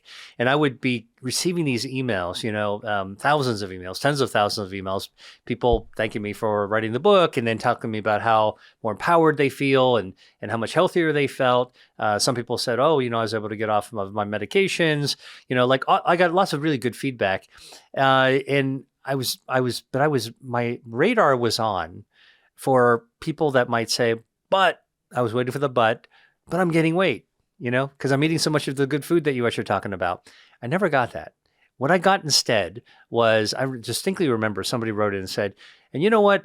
The other benefit I got from eating to beat disease is that unexpectedly I was started to lose weight in ways that I could never lose before. And I got that one letter and I thought, well, thank God he didn't gain weight. And then I thought, wait a minute, that's a little bit weird. How could you be eating more food and losing weight? So I kind of brushed it off. And then I got more, maybe another dozen letters like that, or notes, emails like that, people reporting that they were actually losing weight. And by the time I got to like 20 or 30 of these, I thought, wait a minute, there is actually something going on. I'm a researcher, right? So we pick up clues by observing it. And I thought, what the most unusual thing is that by eating food, and these people are telling me like now they're like really eating, foods to fight 5 health defense systems. How is it that they could be eating food and losing weight? So that's what literally triggered me to begin looking more deeply into this. It was really just the next part of my research. Actually, I was doing research on metabolism, but I wanted to dive in to see what the heck was going on. And so when we started to take a look at the bioactives in these foods, because as a researcher, a scientist, that's what I'm wondering. Is there a mechanism? Like what could possibly be in these foods? The lycopene, the hydroxytyrosol in olive oil, lycopene in tomatoes, the ellagic acid in chestnuts. I started to discover that, in fact, all of these bioactives started to also make sense to me because they were fighting body fat. They were taming the stem cells. They were preventing fat cells from loading up with extra fuel. They were actually igniting the brown fat, turning on that space heater to burn down energy and increasing metabolism. And then when you actually really took a look at the studies that were looking at specific foods studied in clinical studies, isolating the food, all right, and just giving the food to people, you started seeing that it was shrinking waist size, or waist circumference, and they were losing body weight as well. And so all of a sudden it became clear to me that there was this whole other field of foods that actually can activate your metabolism, burn down harmful body fat, and against what we talked about at the very beginning of this, which is this new science of the metabolism, these 4 phases, and the harms of extra body fat, I realized that there was something that people had to read about, which is what are those foods that if you eat, that we know what's inside them, can burn harmful body fat and unleash your inner metabolism. That was worthy of a book. So that's why I actually wrote this, Eat to Beat Your Diet. And I'm so glad you did, because there's so many things that we forget about or we don't take advantage of that are there in front of us in our cabinet or easy to pick up in the store that can be a part of our health system. And really this goes towards a larger idea. And the larger idea, which again, you write about so eloquently inside the book, which is that it steps us into the love of food. There's so much fear around food. And listen, I'm going to be the first person to call myself out and even maybe past guests, because we live in such a complicated world and nutrition science is very difficult to do. There sometimes are foods that people isolate or categories, and there are maybe sometimes legitimate and maybe sometimes sensationalized concerns around those foods. It could be gluten or could be this thing or that. And yes, go back to the Goldilocks idea. Too much of something, not enough of it, the right fit in the middle. But really, a lot of that has contributed to this fear of food. Right. And people constantly feel like they're going to make the wrong decision. Right. And this book is about stepping back into the love of food and backing it up with some of the science. You just mentioned something, which you were talking about foods that help you, your fat not get overactive. And one of the ones that you talked about was green tea. So what are one of the compounds or molecules that are part of green tea that make it become one of these foods? All right. Well, who hasn't heard of the benefits of green tea, right? It's been sensationalized, right? And to your point, I think that in the modern world, because of all this complexity, human nature tends to either create a hero or a demon. That's demonization or heroization, right? Green tea tends to be in the hero side. But for me, what I really try to bring to the forefront and into focus is that the science is actually trying to teach us exactly what it is that's in the tea. So we know tea has polyphenols. They're called catechins. We know one of the catechins is called EGCG. It's epigallocatechin 3 gallate. But don't worry about the fancy Latin scientific names. Let the scientists kind of deal with that. But there's a polyphenol in tea, catechin, that's actually really, really good for you. Not only does it cut off the blood supplies to help starve cancers, not only is it anti-inflammatory, not only does it help protect your stem cells so you can regenerate from the inside out, the fiber in green tea and some of the catechins, catechin itself is actually a prebiotic, helps to nourish your gut microbiome, take your gut bacteria, make it happy. It's antioxidant, good for your DNA, stimulates your immune system. So again, these are the attributes of only one of the substances that we know about in green tea that actually helps our body stay healthier. It turns out when it comes to your body fat, the catechin, the same substance, actually fights white fat. So it actually helps you actually lose some of the subcutaneous jiggly stuff. But more importantly, it actually helps you lose visceral fat, the harmful baseball glove fat that can be trapped even inside a skinny body. That's the stuff that chokes your organs, that grows fast. That's the fat on the back of your tongue that we talked about earlier. So the bottom line is that green tea drinkers just metabolically are healthier. And here's the other thing about green tea. Not only has a catechin, but it's actually just brewed in water. Whether it's hot water or iced green tea, you wind up hydrating yourself as well. And so again, you get multiple benefits. And hydration also, by the way, a lot of people don't know this, but a cup of iced tea, a glass of iced tea has got water in it. Not only got the catechins, but it's got water in it. Turns out water itself turns on your metabolism, turns on your brown fat. And basically when you drink iced tea, cold or a cup of cold water, it gets into your stomach and there's a temperature gauge in your stomach that senses that's cold. And because it's your core body temperature, what we think happens is it triggers this gauge to turn on your metabolism to try to warm up the water. It's kind of like a hot water thermos. It wants to warm it up and it turns up your metabolism. To turn up your metabolism, it activates your brown fat. Your brown fat needs that fuel to be the space heater. It draws down energy from your harmful fat, burns away some of your harmful fat. So again, this is a new way of thinking about our food. It's actually working the food is working our inner workings on our behalf of our metabolism. And by making really, really smart choices, we can actually allow ourselves to unleash our inner metabolism. You broke out a whole section and you talk about how insulin, blood insulin, is related to the conversation about metabolism and is connected to fat. Set that conversation up, and then there's a few things that I want to tease out inside of there. All right. So remember that analogy of pulling over to the gas station and filling up the tank. When your tank says, the gauge says low and your car needs to be filled up so you can run your engine. Same thing in our body. When our fuel tank runs low in our body, we pull over to the dinner table or to the pantry or the refrigerator or to the restaurant and we load to load up, right? Now, when we actually eat food to load up on our fuel, which has to be taken to our cells, what happens is that when food hits our body, our pancreas secretes this hormone called insulin. Now, a lot of people have heard of insulin. Insulin's a pretty complicated hormone, but when insulin goes up, it really partners up with the active eating to draw that fuel and to be able, so our body can actually use it. It's that simple, all right, for most people to understand. Now, when our body has insulin, which by the way is also partnering with adiponectin, that fat-based hormone, to allow this to be more efficient. So you want that body fat to actually be able to make insulin's job possible, working in balance at the right amounts. Now, when insulin is up and you're absorbing energy, you're actually not able to burn. Your body's not able to burn fuel easily. It's kind of like when you're filling up your tank at a gas station and tell you to turn off your engine so you're not burning the fuel as you're loading it in. So our body's actually jury rigged so that we actually can't burn down fuel while we're loading up on fuel. It makes perfect sense. All right. Now, when we're not eating, between meals, but particularly when we're not eating for long periods of time, like when we're sleeping, which is called fasting, like between meals is fasting. relative fasting, then what happens is the insulin levels go down because you don't have food in your mouth. You're not eating. When the insulin levels go down, it takes a little while for the insulin levels to plateau down because you have to clean up all that energy that's in your blood.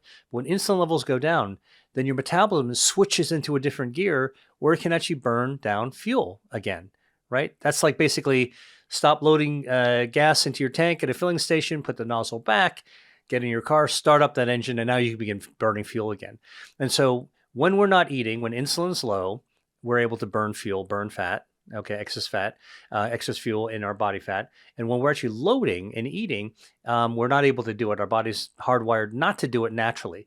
And that's why we need to be able to pay attention to how often we eat and when we eat, and giving our body maximal time to be able to level off and burn off that extra fuel that we might have eaten during a day. One of my friends who's been on this podcast before, Dr. Gabrielle Lyon, she also talks about how, especially as we get older, making sure we increase or maintain the muscle mass that we had when we were younger is an important part of that, because muscle uses up a lot of the insulin in the body. How do you feel about that idea? Do you think that's very, true? very, very important? I mean, like think about, again, we're talking about, remember that 6,000 person study looking at the impact of body fat and metabolism. Well, the other component of that lifespan behavior is really what happens to your muscle. So when you're a little kid, you're skinny. Most kids are really skinny. They don't have a lot of muscle. But think about it. When you're adolescent, and that's when both boys and girls wind up building their muscle. And, boys in particular, they start getting interested in building muscle. They can get ripped, right? So like basically everyone looks awesome if they're working out, like when they're 18, 20, 21, when they're early 20s.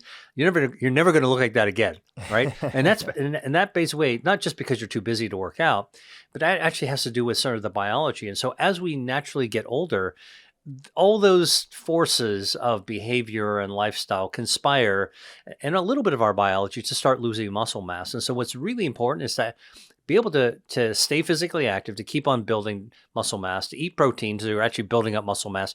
You never want to actually be protein deficit and underactive. That's the setup actually to be able to lose that critical muscle mass. And by the way, when you lose muscle mass, I mean, it could be whether you could be a big person and losing weight. You could be a thin person and losing muscle mass.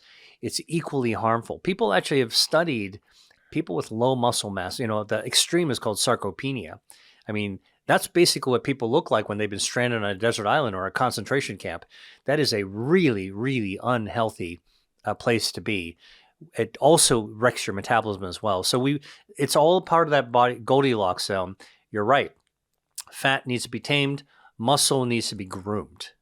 Yeah. And even from what I understand, and again, correct me if I'm wrong, for a lot of the older population that's there, you get into your later years, you can even be very fat and also be suffering from sarcopenia because you're over fat and under muscled, which makes you more likely to fracture your hip, which makes you more likely to be brittle and break your bones. Is that also the case? So it's not just somebody who looks very thin. It could be somebody thin, but it also could be somebody who's overweight who has lost a lot of their muscle because they're not active and they're not eating protein. That is absolutely correct. And then if you actually have too much body fat, so somebody who's obese with sarcopenia, insufficient muscle mass, if they fall and broke their hip, with that carrying that excess body fat around, they're pro-inflammatory, their health defense systems are down, they're going to heal a lot slower as well. And so again, this is why we see in a lot of elderly people, when they actually break their hip, if they oftentimes that's the spiral towards the end for them, because their bodies are naturally compromised. Not only do they not have enough muscle mass, they have excess body fat as well, and that actually counters their ability to heal and rebound back to a state of health. And so to stay healthy, we need to tame our fat and we need to nourish and nurture our muscles. You're mostly known for like highlighting some of the benefits, the crazy, amazing benefits. Nobody does this better than you, right? And I'm not just saying that because you're my friend. Like, you do such an incredible job of being the hype man for all the incredible compounds that are found in, especially like a lot of plant foods. This book, you actually have a whole section on seafood, which we're going to chat about coming up next. And you do that really well for fruits, vegetables, mushrooms, things like that. And this is a question for me. We just talked about protein. Not that you can't get protein from plant compounds too. Of course you can. How do you feel about the prioritization of animal proteins inside of the diet? And then seafood can be a classification of that as well too. So just would love you to take that on. Yeah. Well, so, I sort of reflect back on my own lifestyle and also how I try to counsel people like patients who ask me, what should I not be eating? And should I be going vegetarian or vegan? And I really try to make that an individual conversation. I think that's super important. Everyone is different. Everyone comes from someplace. And this is something I write about a lot in my book, which is, we all have points of origin in our relationship with food. We all come from some culture, family culture, ethnic culture, religious cultures where, it's very natural for us to actually be living in a certain way. I think that many times in modern society, we leap for these kind of extreme diets or extreme philosophies. And I have no problem with, the ethical nature of veganism. That's an ethical decision. That happens to be also a generally healthy decision, but that's not, you don't become a vegan because you're healthy. You want to be healthy. It's it's really, the origin of it is really a moral, an ethical decision, a moral decision. And I'm all for that if that's what's important to you. Some people actually, really like to eat animal protein. And what I would counsel them is that if you eat animal protein, make good choices and make the right choices, not only for yourself, but also be conscious that there's a planetary implication for the animal protein you actually choose. And so this is where I think the modern zeitgeist is really useful. If you eat red meat, just realize that, look, red meat is generally not that healthy for you. So if you eat it in moderation. If you're going to choose to eat red meat, realize that just the farming of animals, the way that we tend to eat it now from factory farming, not done in a way that's actually particularly healthy or sustainable for the planet. So if you're going to do it, just recognize what you're actually doing. You're making a move that if you overdo it, is not going to be good for you or for the planet. But I don't want to actually stop you. I don't want to become the policeman against animal protein. Just recognize what you're actually doing, right? I mean, I think it's kind of like speeding on the highway. You need to get someplace. All right, you're going to go over 65 or whatever. Don't do it for a long time. It's not that good for you, and you might kill somebody if you get into an accident. So I think that my approach is sort of like respect the people who want to eat it in a pattern that's healthy. People that are not eating in that traditionally healthy pattern, just try to provide the framework so they can actually make better decisions. Seafood, is another source of really useful protein. And actually, remarkably, all the epidemiological studies have shown that people who eat 2 to 3 servings of fish a day for seafood naturally, they tend to actually live longer. They have longer, healthier lives as part of an overall balance, not at the exclusion of plant-based foods. All right, but there is no study that shows that people who eat red meat predominantly live longer than everyone else. That's the one thing. So again, buyer beware. You're making these choices. Yeah, that certain patterns are good. And for seafood, by the way, not all seafood is created equal. If you eat mercury-laden, large predatory fish at the top of the food chain, that's going to damage. The heavy metals are going to damage you as well. And so you want to be, and by the way, overfishing, not good for the planet either. So I think that this idea of eating mindfully, more so than eating sort of according to a specific rigid practice, is more useful. And what I read about my book is really try to connect people to how I approach food. I grew up in a place in Pittsburgh, Pennsylvania, where we had a lot of ethnicities. Had wonderful folk festivals where everyone celebrated their traditional food cultures. That's what I grew up in. I grew up with an Asian background, Chinese background. My mom cooked fresh food, mostly plant-based, every single day. It tasted great. I did a gap year. I lived in Italy and I lived in Greece. I lived in the Mediterranean long before people were talking about Mediterranean cuisine. And I saw how much joy it actually gave people. So for me, naturally, I go out my life navigating around should I eat something tonight? What am I going to eat today? Well, what genre should I choose? It's going to be probably in a Mediterranean or an Asian genre. That's where I naturally go. Not exclusively, but that's where my natural water line is. And once I choose in those directions, I try to respect, I immediately sense the value of these traditional recipes and cuisines. And I do take a look at like, well, what are the ingredients that are in them and how are they prepared? And is it prepared in, do I think there's ultra processed stuff in it? Try to veer away from that. If it's more natural, local, sustainable, plant-based, I will go for that. But the bottom line is it tastes great. I lean into my food. I get joy from eating. I don't like to pig out. Okay. It makes me, I'm like anyone else. If you eat too much, you feel gross. You feel, if you gorge, you're not going to feel good. But you can actually sample from what I call the MediterAsian way of eating. It's a way of eating. It's not a diet, and really get a great joy out of life. And that to me is something I really want my book to communicate. You can love your food and love your health. Yeah, I think it's an important message. A couple things I want to tease out on what you've shared. I grew up vegetarian, and then for a while I became vegan, primarily out of like ethical, moral decisions. Absolutely. And also I had a very transformative experience, which is that I had really bad acne in high school, all the way since my freshman year. It's like the gods were looking down on me from my freshman year right to my senior year. And then my summer of my senior year, before I went into college, I went to a youth camp that was done for people that were from this background of India, the Jain community, Jain. Mm-hmm. And the keynote speaker there was somebody who was trying to get everybody excited about getting off of dairy, which was a very tough thing to do because these kids are already all vegetarian, right? And now you're going to tell them that dairy is not something that they can have. And most of the kids are checked out. They're like, look, the only place that I literally can eat is Taco Bell when I go out. You're going to tell me that I have to like not get cheese anymore? So mostly everybody was checked out. And at the end of the talk, she said, well, I also want you to know that dairy, this is in the year 2000. So this is a while ago, right?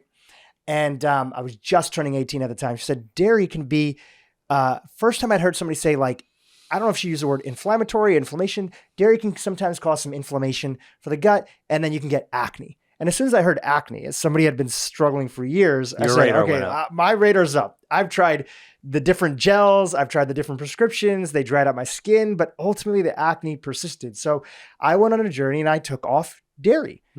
And within a month and a half, my skin completely cleared up. Wow. Now, the type of dairy that I was having at the time was just commercial factory farm milk.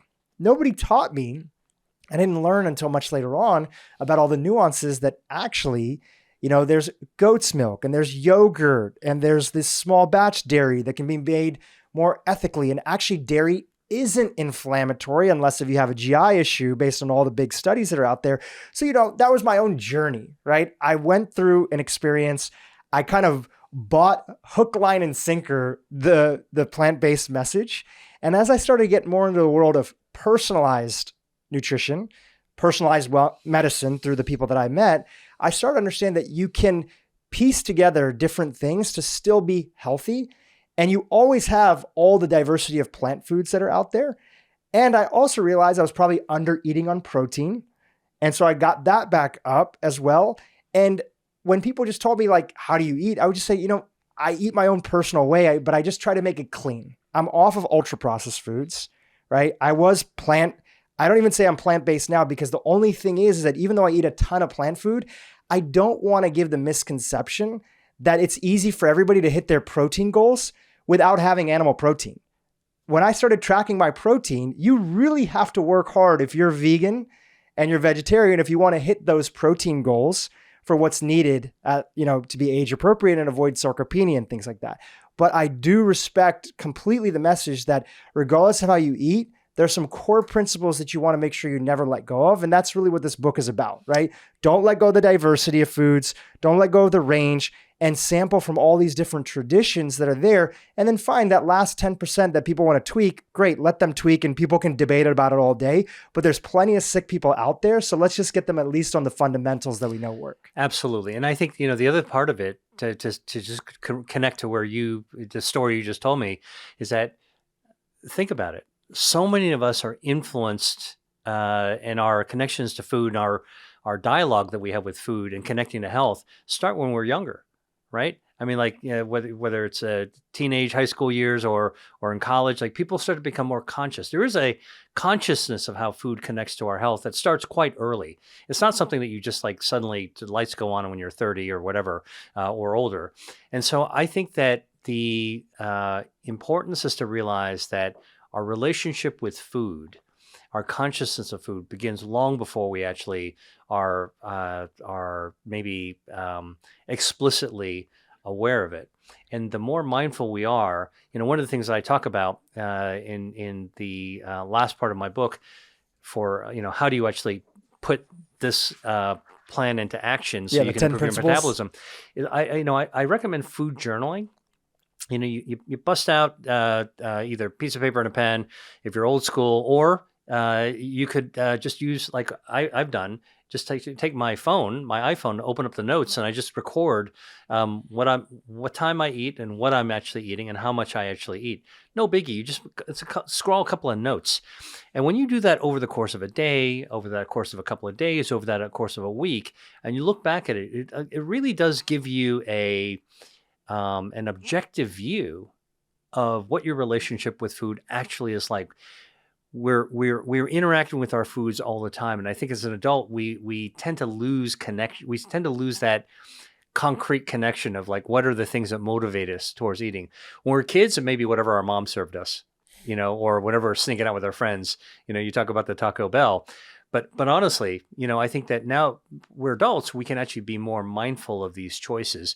And I kind of feel that we should really also be in touch with who we are. That personalization you said is so important.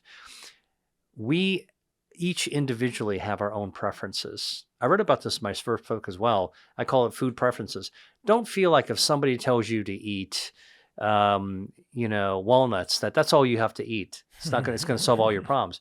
You know what? If you love walnuts, it's fine. But if you prefer a different nut or a different, look for that. Look for the thing that works for you.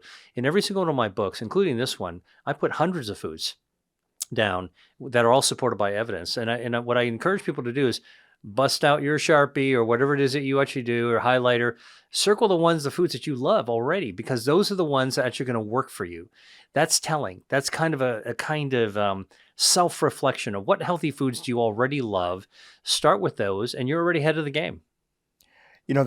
I did a test after I'd been vegan for about like 6-7 years. And again, I'm not putting that down, and I respect everybody's choices. I have plenty of friends that are vegan, everything, eat any way they want to eat, but I'm just talking about my own personal journey, right? And I so appreciate the fact that in this book, there's a lot more of your personal journey, which is part of the reason that I'm setting up this question. One of the first tests that I did, I have no affiliation with them, but it was a test that was recommended to me by a friend, and it was called Omega Quant. And it was looking about my omega-3 to omega-6 ratio, which there are so many studies around. And I saw that one of the reasons that maybe I was having depressive-like symptoms, I was not diagnosed with depression, is that I was so low on my omega-3 and my omega-6s were up really high. It's a great test. Anybody can do it from home. It's like $90 or whatever, and you can get it done. Little prick of the blood. And it's that time that one of the first foods, as I started, Googling and looking around, and I started seeing all these seafoods that were out there. And seafoods was a foreign concept to me. I had not really grown eating fish growing up. And, I think that there are a lot of people that if you look at society now, we're not really consuming a lot of seafood. Now, there's a lot of, fair criticisms around seafood. You've touched on a lot of them before: microplastics, mercury, other things. But generally speaking, if people are going to include more seafood in their diet that they're also going to get a chance to make, it's going to crowd out a lot of the other unhealthier processed food calories that are there. So in you writing about seafood, what were some of the ones that were out there that really stood out to you as sort of these ancient nutritional foods that are not just going to become a healthy part of a diet, but have these super healing properties in the context of metabolism? Listen, because I like to cook and I really find joy in food traditions, that question is like a perfect setup for me to talk about sort of my own story. I grew up in Pennsylvania, inland. I didn't grow up I didn't grow up naturally on the coast eating a lot of seafood, but I learned to love seafood by having the opportunity to taste seafood that was cooked really, really well. I think that's one of the biggest kind of like blockades to people kind of trying seafood. If all you've had is, salmon from, like your cafeteria, school cafeteria, or, you associate tuna fish salads, sandwiches with cat food, it smells like cat food, it's kind of not palatable, right? But the thing is that if you go to look at any of these cultures where seafood is very natural, and again, I've had the privilege as part of my research to travel around the world. I've got friends in different places, Hong Kong, Barcelona, Venice, Italy.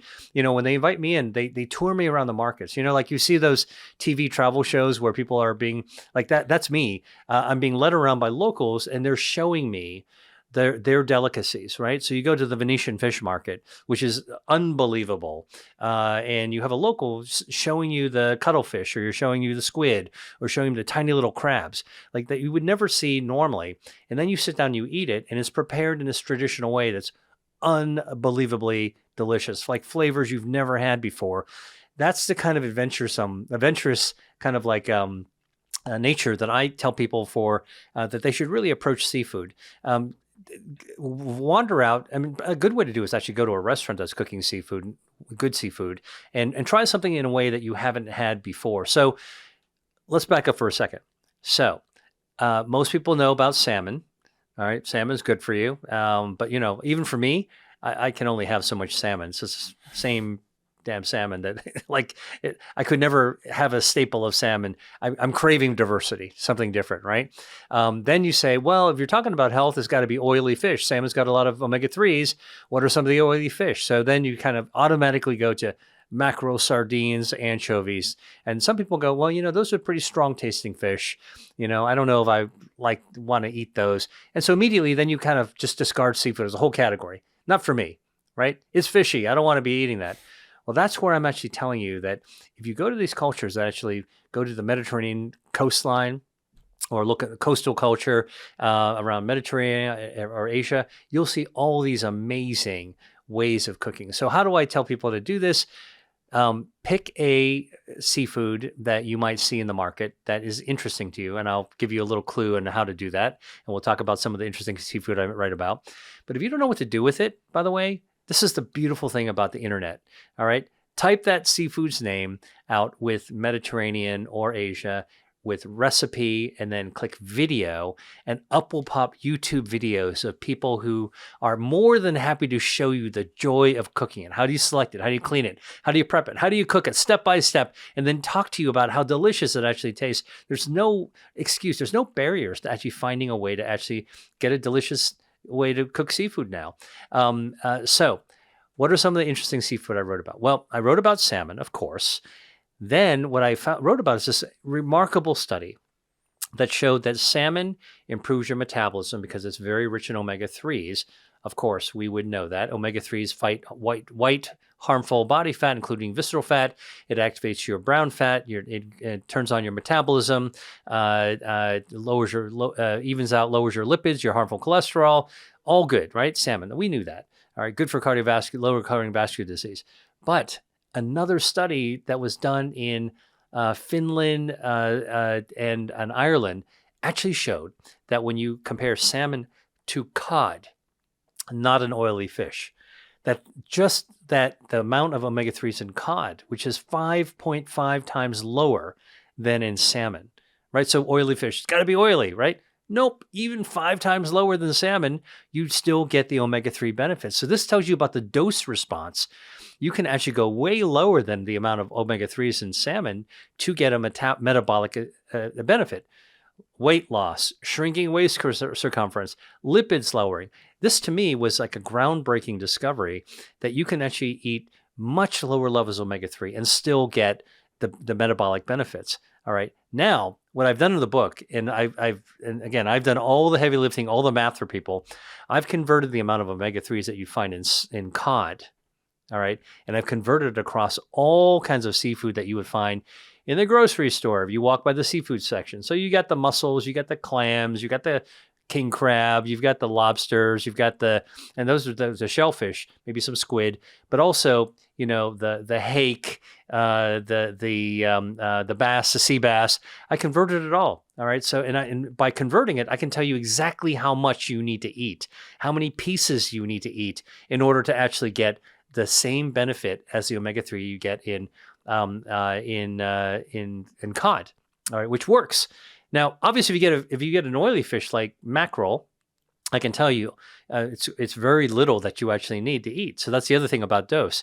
So to get the same amount of metabolically active body fat fighting weight loss for cod, all you need to eat is 1 forkful of mackerel. Gives you enough omega-3. It's packed with omega-3s. But you could also have 4 medium-sized shrimp. Right? So this is liberating. This means that if you're inclined to explore the diversity of food and look at protein, sources of protein, including healthy proteins like in seafood, and you're looking at whether you're going around your grocery store, like seafood section is a place that a lot of people just ignore because they push their cart right by it. I'm telling you, read my book, take a look at it, look at some recipes, and then take the time to actually get interested in what they're actually offering. If you happen to be living in a place like Los Angeles or Tokyo or Maine or any coastal city, San Francisco, Boston, take the time to go to a seafood section and a seafood monger and see where all the different kinds of things they can sell. It is true. When you buy seafood, you want to cook it that day, so it requires a little bit extra effort. But man, it tastes so great that once you kind of get over that hump of preparation and you feel confident in making it, it's really worth it. That's well said. And there's plenty of services that will ship to you frozen.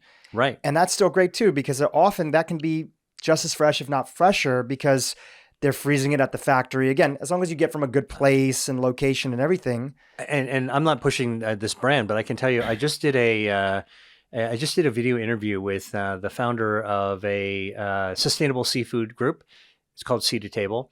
And again, I don't receive any money from them, but the thing that's amazing that they were telling me is that not only do they have traceable seafood, they specifically look for sustainable fishing practices.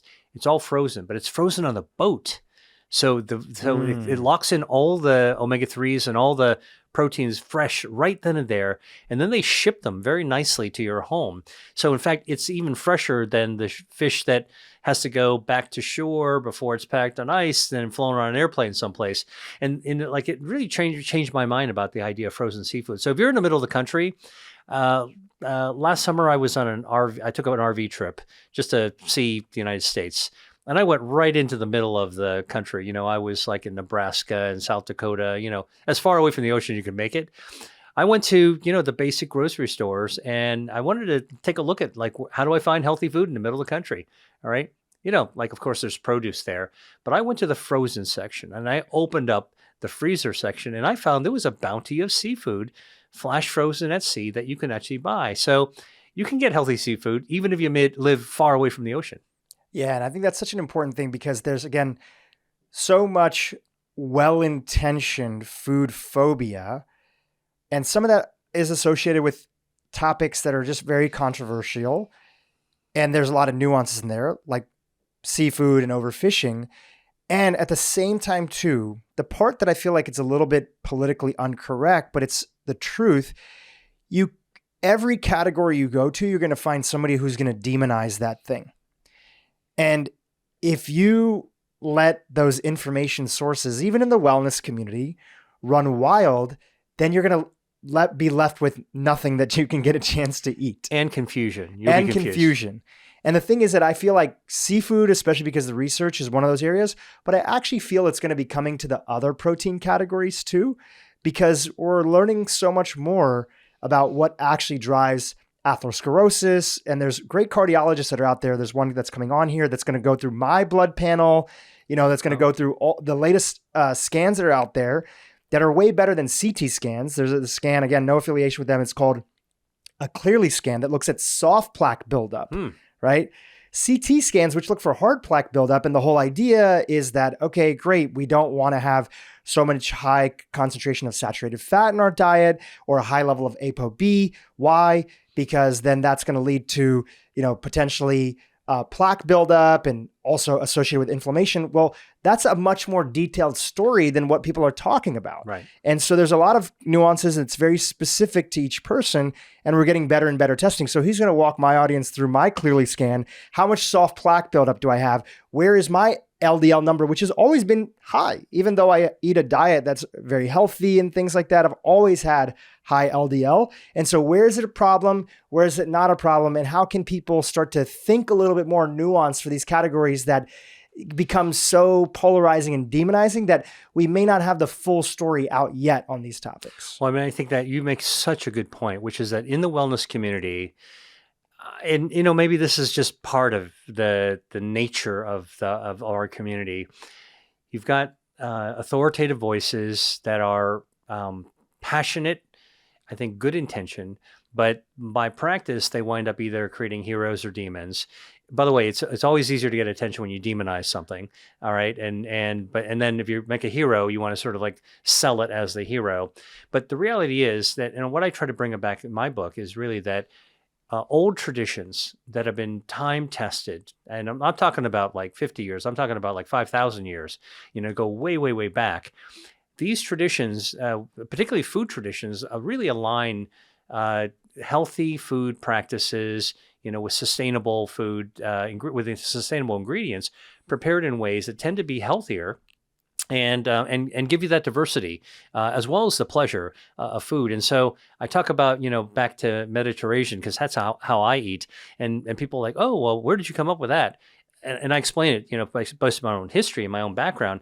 But in fact, I also explain that it matches really well with ancient traditions. So Mediterranean and Asian, two of the healthiest traditional food cultures in the world, also tastiest cultures by my reckoning, by my palate, and I think most people would agree with me, actually date back 2,000 or 3,000 years. And in fact, they were once connected by the Silk Road, which is the most famous, most influential trading route in human history. So going back 2,000 years, you actually had China and the Mediterranean, Asia and Mediterranean, connected by this road that's wound through central Eurasia, wound through India, and went all the way to Turkey and then into the Mediterranean. And the traders back then met each other, exchange ingredients, exchange foods, exchange recipes. And so to some extent, this is the opportunity for us to rediscover some of those old exchanges that were always there. This isn't necessarily about fusion food where you have to go to some, Iron Chef to come up with something really cool. That's cool too. Listen, I love creativity, and I think creativity with food is really awesome. I have a lot of friends who are chefs, but I think that, by rediscovering our roots of tasty food and being mindful about how to choose. Look, they didn't survive tradition for thousands of years if they were going to be really unhealthy practices. And if you think about that, it makes you wonder whether or not eating all these ultra-processed foods are going to survive another 1,000 years. Probably not, right? Like, it's only the good things that are actually going to survive over time, stand the test of time. So I think going back and recognizing there's a history to Mediterranean eating that's based on traditional combinations, know-how, revered tastes and preparations. And it's something that, we didn't have the same kind of frenetic society, wellness community. I think back then, wellness was just much more natural to who we were. It's we didn't have all the distractions that we have today. I'm encouraging people to say, we have science that really pushes us to understand why these practices actually are good. We can use our individual tastes and preferences to rediscover which of those foods and ingredients actually fit our own bodies, our own preferences, our own psyches the best, and really lean into them. So this idea of getting away from food fear, fat fear, to really try to get back into balance, that's really what my new book is all about. One of the coolest sections of the book is where you walk us through sort of a day in the life of this Mediterranean approach. We have the book, so we can open that section, or you can just recount it if you remember it, like some of the highlights of like, what does it look like if we're going to take these ancient ways, but we're going to incorporate it into a modern lifestyle of like, okay, people are asking kind of like, well, what am I eating throughout the day, especially in contrast to the typical sort of American lifestyle of breakfast, lunch, and dinner and how that's organized? Yeah, well, I mean, I will tell you exactly how I do it because it's very consistent every single day. I'll make different choices every day, but my approach is very consistent every single day. And it starts with breakfast. I mean, and I'll throw in a few nuggets of what I talk about in the book as well. Please. When I wake up in the morning, I never eat food right away. I take the time to kind of get ready. If I take a shower, get dressed, I'll catch up with some emails or whatever it is. I change up the pattern, the habit that I grew up. Like all of our mommies told us to get up and hurry up and eat some breakfast so we can get on the school bus to get to school, right? And so we stuff ourselves with food. I never do that because our body doesn't do that. And I know that if I get up and I take a little bit of time to get ready, like about an hour-ish is probably, that's what I did this morning. I did some other stuff for an hour before I sat and had anything to eat. That gives my fasted time, my low insulin time, my body, an extra hour to burn extra energy, to burn down extra body fat. It's part of my extension of my intermittent fasting that I do when I'm actually sleeping. All right. And so I get up and I do that. So, and what do I eat? Choices I made this morning. I had some coffee. I'm just sort of thinking through. I had a cup of coffee. I almost always have coffee in the morning. I know it's got chlorogenic acid. I don't put a lot of dairy in it. I mean, I like my coffee black, but sometimes I'll have a little dairy, but not very much, light. I had some berries. I ordered some berries this morning. I'm staying at a hotel. I looked at room service and what could I find? That was like my centerpiece for berries. They had some organic free range eggs. I wanted some protein and eggs. So I wanted to get some protein. So I had some eggs. I just had them scrambled very simply with a little bit of olive oil. I specified that. And they also had some sides. I had some tiny little mushrooms that were actually sauteed in the sides because I know it has dietary soluble fiber. And that's basically what I had for my breakfast. And again, I didn't have a lot. I didn't finish everything that was brought up to me. I don't belong to the Clean Plate Club. I quit that a long time ago. I don't like food waste, but I'm going to only eat enough to satisfy, but not feel full. You felt satiated. I felt good. And by the way, doing it out of willpower. You were just like, okay, cool. I'm good. I'm cool. Complete. And by the way, I was also, when I eat, I actually stay in touch with my body. So I don't wolf food down. When you wolf food, that's when you tend to overeat. Because you're putting food, i.e. fuel, in your body faster than your body can process the filling up the tank to your brain. But when you eat slowly, like this morning I probably ate breakfast over 45 minutes. I mean, I wasn't sitting there methodically eating the breakfast. I was doing some other things as well. But I ate slow. So actually, before long, my body said, you're good. I don't feel like another bite of anything. So I didn't feel like, and by the way, that's an important thing. Quit the Clean Plate Club, because if you feel like you have to clean everything on your plate, like your mom and your teacher and the cafeteria lady told you, all right, who put that amount of food on your plate? Now, when I serve myself, I will actually be very conservative, not put too much on. All right. But when somebody else serves you, I always make sure I don't feel compelled to actually clean the plate out of a sense of duty. Now, it's true. Like we don't want to waste food. But so anyway, so that would be like my typical breakfast. And can I ask one question about breakfast? Sometimes people hear the advice, and I've experimented a little bit with myself, that especially in the morning, now you had eggs in your case, starting off with, a healthy source of protein, whatever that might match your dietary, standards in your life. Protein is very satiating. And you don't feel hungry for a lot of other things, especially if people are at the beginning stages of maybe wanting to lose a decent amount of weight. Any thoughts about that? Do you feel like that can work for some people, that doesn't work? I think that it'll be different for every individual. But yeah, if you actually eat proteins and foods that actually provide more satiation, meaning that you just feel fuller longer, that'll help you not overeat. But the one caveat to that is that if you wait too long and then you get really, really hungry and then you are tempted to overeat again, so just delaying the time to eat actually doesn't prevent you from overeating. Yeah, got it. So I think that what you want to do is to stay in tune with your body. I mean, like a good example of something people might not think about, like the traditional English breakfast. It's meat heavy, blah, blah, blah, maybe not so good for you, but it's got a tomato. Tomato is actually good for you. It's got lycopene in it. And sometimes it's got beans. And depending on how the beans are actually cooked, beans are a good source of protein. It's also a good source of dietary fiber. And it's actually satiating. And I write about beans in my book where actually if you eat beans on a regular basis, you can actually shrink your waist circumference as well. And so again, there's metabolic activation depending on what you eat, as long as you don't eat too much. Yeah, which goes back to the whole thing. If you are generally eating food, I don't know anybody personally who's eating a primary whole foods diet.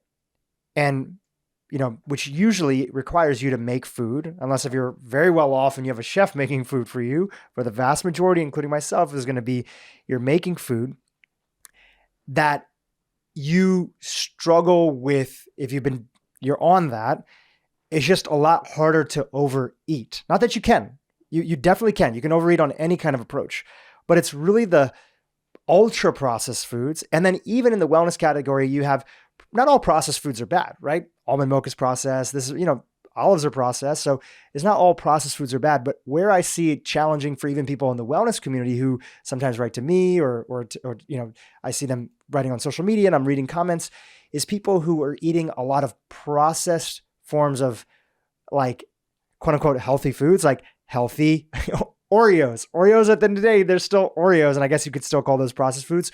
Or you're eating a lot of chips in your diet, or, yeah, sure, it's cassava, but you're having all these concentrated calories that would be a lot harder for you to have that much cassava if you were just eating it plain. Yeah. Well, here's a great example. I mean, 100%, but here's an example. Please. When you do ultra processed foods like chips, you can take wholesome, good ingredients, convert them into a form that doesn't exist in nature, and then reshape them and fry them or whatever it is. You've taken something that might be actually originally healthy and you've turned it into something that's not so healthy. Think about like purple corn chips, right?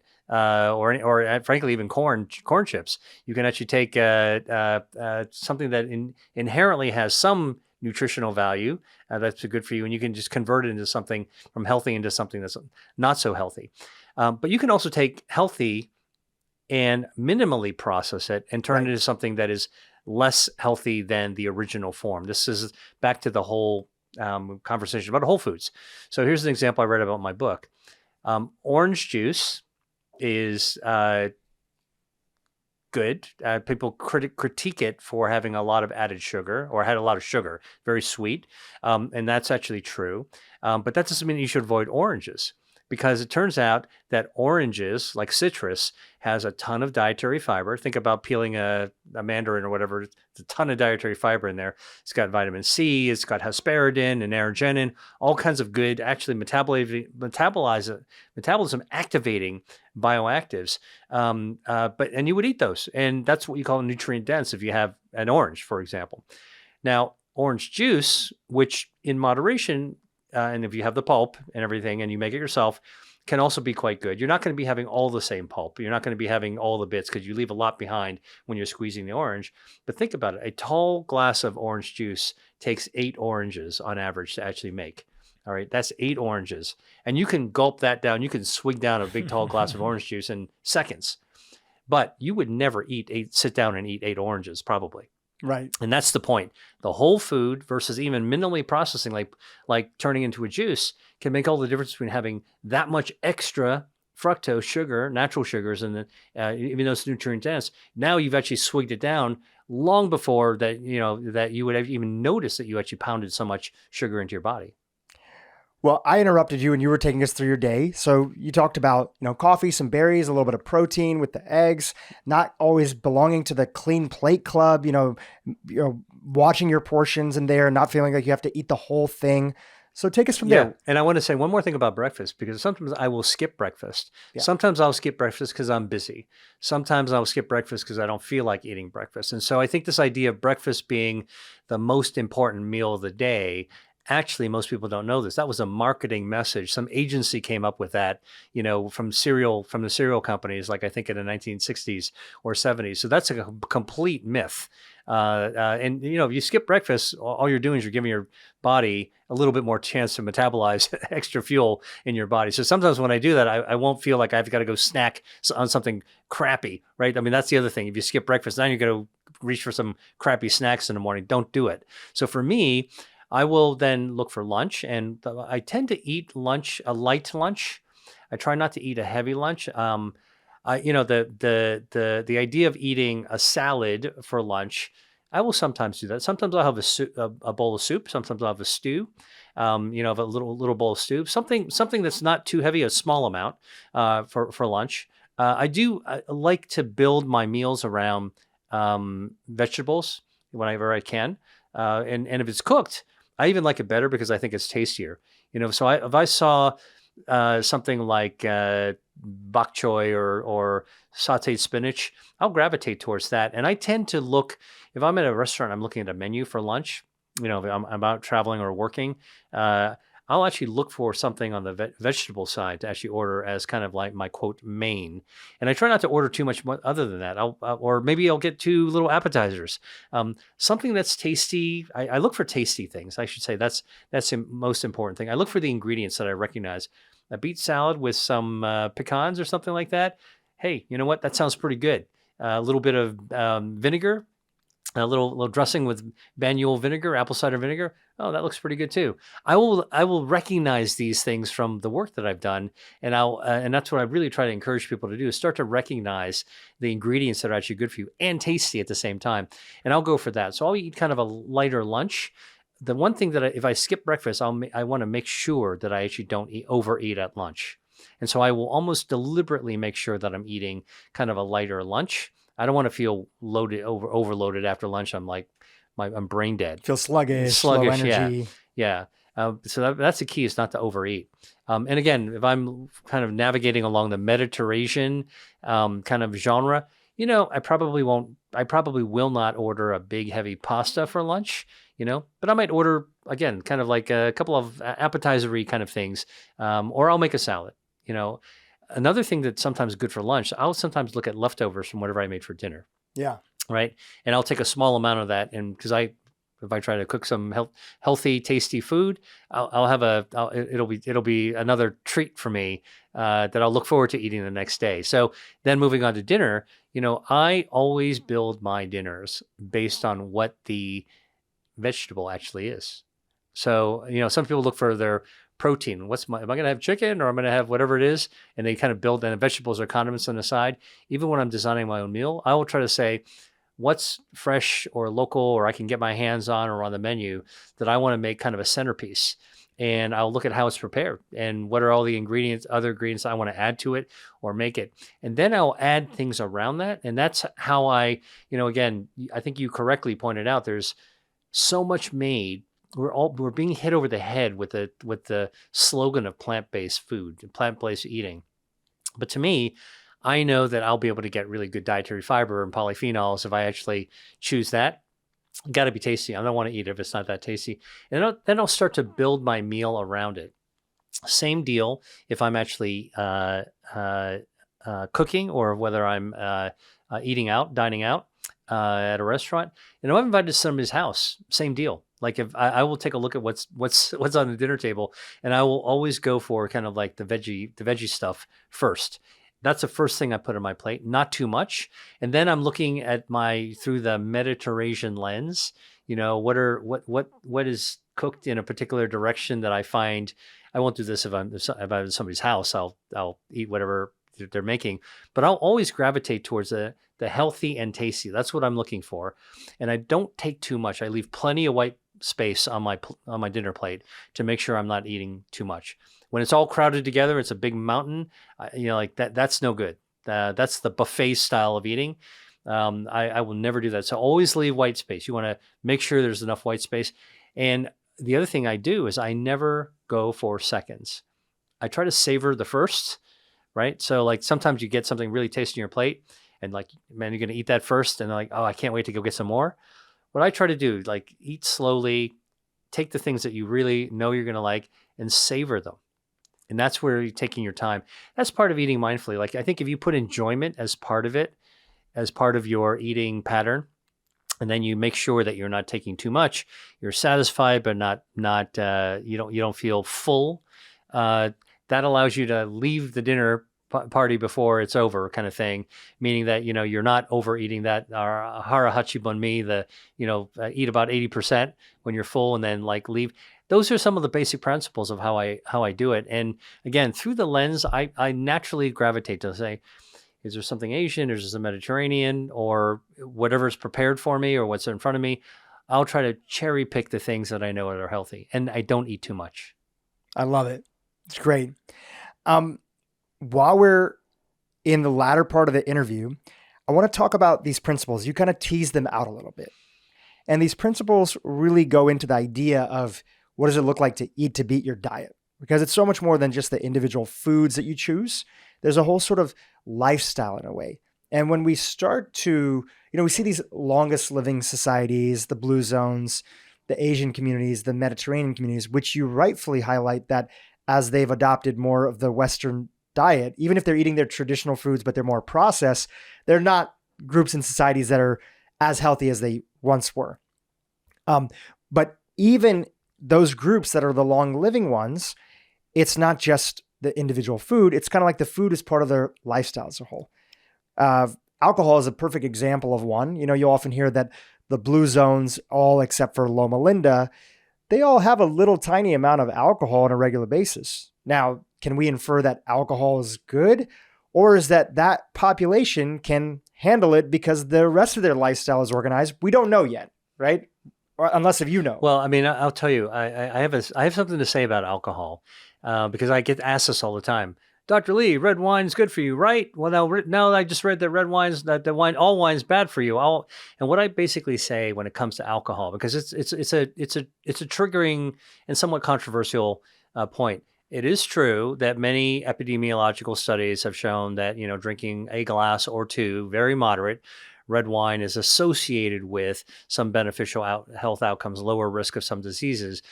But I will tell you that in no study, no research is alcohol, ethanol, okay, the stuff that's underlying, your whiskey, your beer, your wine. It's the alcohol is not actually good for you. Alcohol is a toxin, actually. And so a little bit though, as you say, if you're mostly healthy and your health defenses and your metabolism is very resilient, human body's amazing. There's no such thing as a superfood. It's a super body. And even if we slug down a glass of wine or sip a glass of wine or have a drink or two, our body will bounce back. It's only, again, continuous abuse of that system that will actually break down our engine. But alcohol is something very specific. And here's how I explain it. As long as humans have been growing grain, they've been fermenting it and creating alcohol. Alcohol is part of human tradition. We celebrate main events of our life with it, births, deaths, holidays. Alcohol is part of human society. I don't think we should demonize alcohol. I think that we should just recognize it's part of the traditions of human tradition. But we should know that in no case is the ethanol actually good for you. It's just something that we do. All right. But that, and that's why we should actually think about it as a tradition rather than as a health food. Yeah. And I think that allows us to actually accommodate it in moderation in ways that are actually going to be allowable if that's your preference to celebrate, a wedding with a glass of champagne. Like, there's no shame to it. That's a human tradition. We're all human. Embrace that part of who we are. And that's, I think, the thing that I try to, that's my contribution in the health and wellness community. I try to use science, but I also try to be reasonable, and I try to recognize who we are as humans. The nuance, right? That's where everything is heading towards. We're not all answer for everybody. We're going to sweep it under the table. Everybody's got to do the same thing. And generally speaking, if you have all these other components, whether it's alcohol or diet soda that's occasional here and there, it's not going to make a difference. You'll bounce for you, back. right? You're going to bounce back. There's plenty of other crazier things that people do in life. So this goes back to the 10 principles that you talk about in the book and that you close off the book with. And I'm just going to pick a few. We're not going to run through them all. Pick up a copy of the book, link in the show notes. You can go through them. I'm going to pick a couple of these that, we can talk about here. The first one that I want to do is I want to pick something called drink the trinity. So what is that? What does that mean? And what is the trinity? Well, in my book, in the part about food, I take my reader on a tour through the grocery store, including to the beverage section. And literally the way I do this is actually I invite you to jump into my shopping cart like you would have when you were a kid in your mom's shopping cart, get pushed through, and I kind of narrate all the things through it. So the beverage section of the grocery store is a pretty confusing section because it's in the middle aisles and there are endless sea of juices and sodas and bottled waters that are there. And so I try to bring a little bit of clarity to, what are the three beverages that are unquestionably healthy for you. There's no real controversy of them, all right? Because other drinks like juices and sodas, lots of controversy, lots of data. But the three things I call the holy trinity of beverages are water, okay? Water actually is critical for hydration, critical to maintain our health defenses, critical for our metabolism. You need water in the system, okay? And drinking water is something that is very natural and important to us. And when you drink cool water, you activate these temperature gauges in our stomach that are triggering our metabolism to kind of warm up the water in our stomach so we don't cool our core body temperature. So there's even metabolic benefits to drinking water. Water is also satiating. So when you actually drink water with a meal, you're naturally stretching out your stomach a little bit. And rather than actually having food in there, that water stretch actually basically slows down your appetite, slows down your hunger as well, which also helps to contribute to preventing you from overeating as well. So water is really good for you. There's no, it's a human right to drink water. We have to drink water. It's really great. Footnote to that, and this is actually something that I think really deserves careful research, more careful research is, bottled water, which is so commonly consumed, probably will have microplastics in it. Almost certainly does. And, even though the research hasn't clearly nailed what the harm of microplastics are, I would say it's probably not so good for you. We can find it like attached to a red blood cell circulating in our blood. That freaks me out actually to think about that. So if you can drink water, if you can drink water from a source other than bottled water, it's probably preferable. Yeah, get a filter at home. Get a filter at home. There's a great quote that a friend said years ago, an acquaintance said years ago. He said, either you get a filter or you become the filter.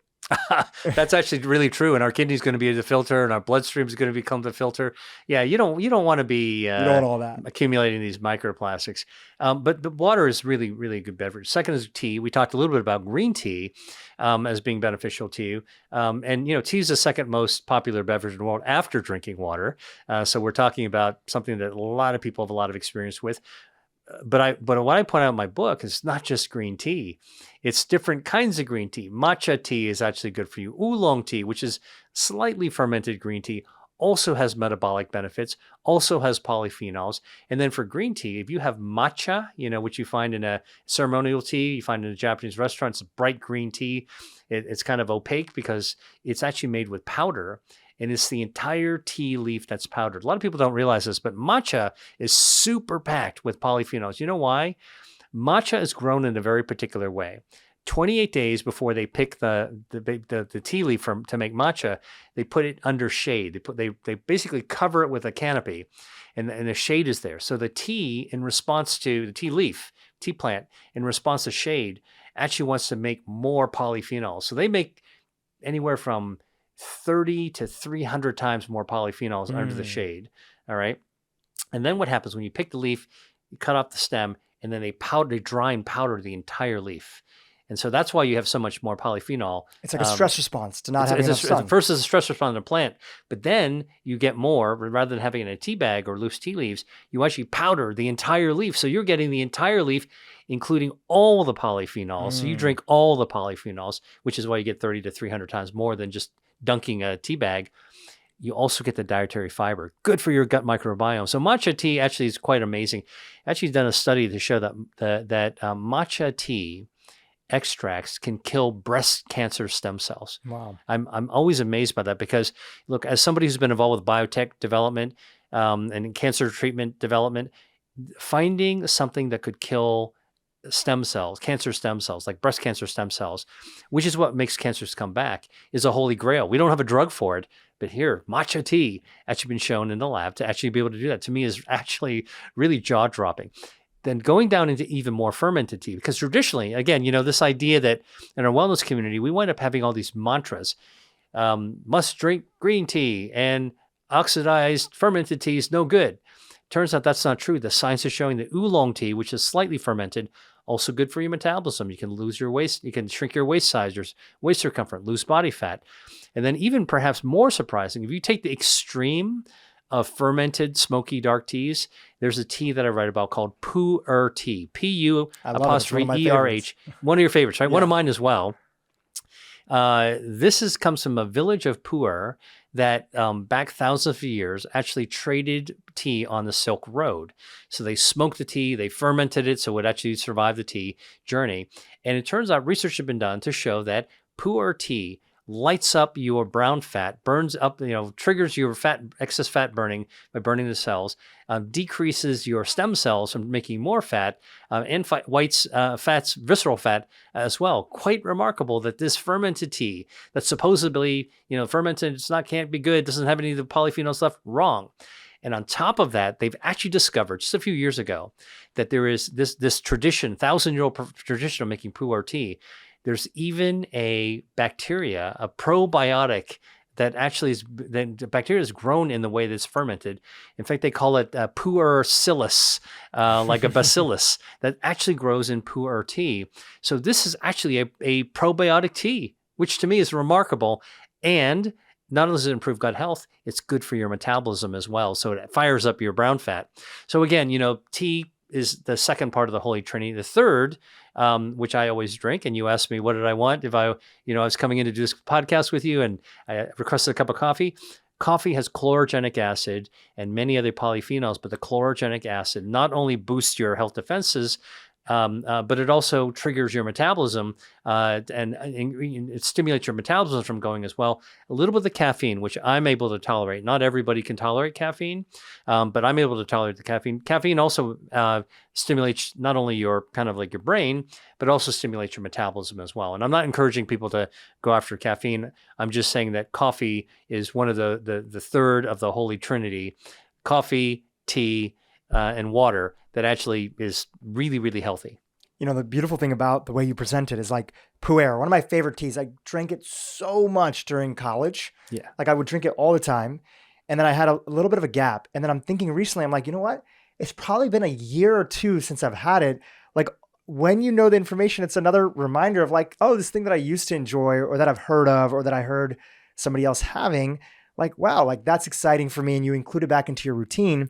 And all this culminates together, and it really goes into this last principle that you talk about in the 10 principles, which is live to eat, right? The joy of searching out, being a food hunter, forager in our modern world, and really leaning into the idea of not being fear-based around food, but actually, I'll let you set it up. Sometimes we hear this phrase, like people say, oh, do you eat to live or do you live to eat? And almost like live to eat has a demeaning tone that people give it in that capacity. Talk about how you're representing it to the audience. Yeah, well, in my book, one of the things that I really try to, and I hope the readers get this, convey is that we don't need to fear our food. The very foods that taste great can be actually good for us if we're mindful about how we eat it and when we eat it and all that kind of other stuff, and to find good combinations of it, and that these are connected to our old traditions. And that's really how I really became very mindful of this whole idea of living to eat. So I did a gap year before I went to medical school to become a doctor. I was a biochemist in college, and I was very enamored by history, and I was always interested in the Mediterranean because when I studied, I took a very influential course called the Renaissance History of Man. And that course fascinated me because it was really talking about that inflection point between the Dark Ages, the Middle Ages, and the Renaissance, sort of the Enlightenment, and all the incredible arts and sciences and literature explosion of culture that occurred during the Renaissance, right? And I realized something that was really amazing, which is that at any point, like it didn't happen overnight. It wasn't like, one day it was in a dark room, it's called the Middle Ages, and then one day somebody clicked on a light switch and, oh, it's a Renaissance. No, this actually took place over hundreds of years that this evolution actually occurred. And I realized that there was something really valuable about this idea of growing to higher light, a stage of enlightenment that occurs over time. I really wanted to see where this occurred, which happened to be in the Mediterranean that we were studying in Italy and Greece. So I really wanted to get over there to study it. And then I also realized that the food traditions also, as part of my study, changed dramatically between the Middle Ages, where people were just like, cooking, those gigantic, Bronto burgers over a fire, to really beginning to understand how ingredients melded together, the simmering and the cooking and the stewing. Like, these were not medieval age. You did have cavemen were doing that, but really sort of during the Middle Age, that's when the modern Asian and Mediterranean actually cooking techniques came into being. So I wanted to see this. So before I went to medical school, I did a gap year.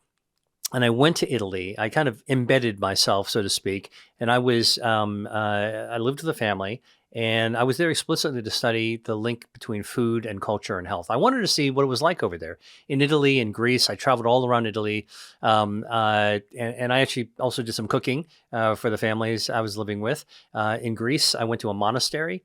I literally volunteered to be a cook in the monastery one day because the abbot announced that the chef monk was sick, had the flu, and they needed volunteers, and who knew how to cook. And so I raised my hand, and off I went. In there, we were stirring a ginormous pot of beans with a canoe paddle, literally, and cooking for the entire monastery. This was like cooking Easter feast. And, and to me, that experience burned into my brain while I was living there, that people really enjoyed their food. They knew about their food. They talked about their food. They looked forward to their food. So, if you go to Mediterranean, anyone, if you have a friend in Italy or in Greece and they took you out to a meal or cooked a meal for you, while you sat down with your meal, they would be talking about their food. Italians talk about what they're eating as they're eating it, and they talk about the season it is and how to prepare it and different nuances about it. People are passionate about their food. Same thing in Asia, I would imagine the same thing as in India. People take the time to prepare their food, and when they serve it, that's what people talk about. They talk about their food, and they really, really relish it and enjoy it. And they look forward to their next meal. I think, to me, I learned that was the antithesis of what I came back to when I went to medical school, where we were so rushed. We were so busy. We didn't have time to eat. And so when you sat down, it was really just to pile in some sustenance and to get to the next thing. And that, to me, was, I really wanted to live to eat as opposed to just eat to live, to pile in some calories so I can keep going. I think I've really lived my life that way, and what I hope for people who read my book is that they'll really see from the way that I write about food that it's something that I enjoy, it's passionate, and that it's something that you can really look forward to. Like, when I was writing some of the things that I wrote, I wrote part of this book, by the way, in the Mediterranean. I went back, I was doing some research in places, and I finished my book actually in Greece. I was on a Greek island, and I went to a little writing cave, and the food that I would eat, like, I would write about afterwards, and it would make my mouth water to write about the food I just ate all over again. So, I hope readers really get this idea. Like, please don't fear your food. Love your food. And it's just so amazing that we're so fortunate, actually, to be able to, benefit from societies and histories and cultures that have actually figured out a lot of stuff for us. And now what's cool is that science is bringing us really to the cutting edge, that forefront, where we begin to understand why the things that taste so great are actually so great. It's well said. And, Dr. Lee, nobody does it better than you. I really, really, really appreciated this book. A few months ago, you were just finishing it up and turning it in, and you and I were hopping on the phone, and you were telling me about the book. And we had called just to do a little catch up. And I remember thinking, like, this is so timely, especially in a day and age where there's a lot of discussions that are happening right now about how do we address the obesity epidemic? Is it going to be solved via drugs, which are going to bankrupt our country if you do the math on them? But what's an alternative? What's an alternative? What's a different way that, yeah, sure, it would require a shift in society. And you know what? We have to provide funds to make it more accessible to the people that don't have access to it. But it's a much more sustainable and gets to the actual result that we're looking for. And that's immediately what I thought of when you were telling me about this book. And I just so appreciate you putting out your work on there, coming on the podcast and talking all about it. This is absolutely the time that we need to re-establish a better relationship with food. And you're helping us do exactly that. Thanks very much. Tell us more. People can get the book out there, Eat to Beat Your Diet. I know you're always hosting different courses, webinars, and things about it. Where can people go to sign up for all that? Well, look, I'm actually continuously digesting and then also disseminating new research that I see. If you want a best way to find out and learn what I'm actually talking about this week, come to my website. It's drwilliamlee.com, drwilliamlee.com. I'm on social doing the same thing. You can find my handle is @drwilliamlee. I do free masterclasses. I have people from around the world. It's amazing. It's so satisfying to me when I'm doing a free masterclass, and I ask people to actually tell me where they're coming from when they attend, and they're like, besides Arkansas, Mississippi, and New York and New Jersey, I'm seeing South Africa and Kenya and Philippines. It's so thrilling that we can actually get that message of food out because we're all united by that. So sign up for a free masterclass. I do regular masterclasses. I do metabolism masterclasses. I teach for people that want to do a deep dive. By the way, I do a 4-week deep dive Eat to Beat Disease online course. You can do the course on your own time, but it really is synced up. And I take you like really, really deep into all the nuances that people, love to know. More foods, more techniques, more shopping, more recipes. It's all there. And then something that's been really, really fun for me as I've gotten into metabolism, as paired up with this book, I do a metabolism mini course. And I pair it up with a quick start guide, lots of recipes, lots of shopping guides. This whole thing about what should I buy? How do I make it easy? Those are the things that I actually try to do with what I have now. Leave the science to me because I'm a scientist.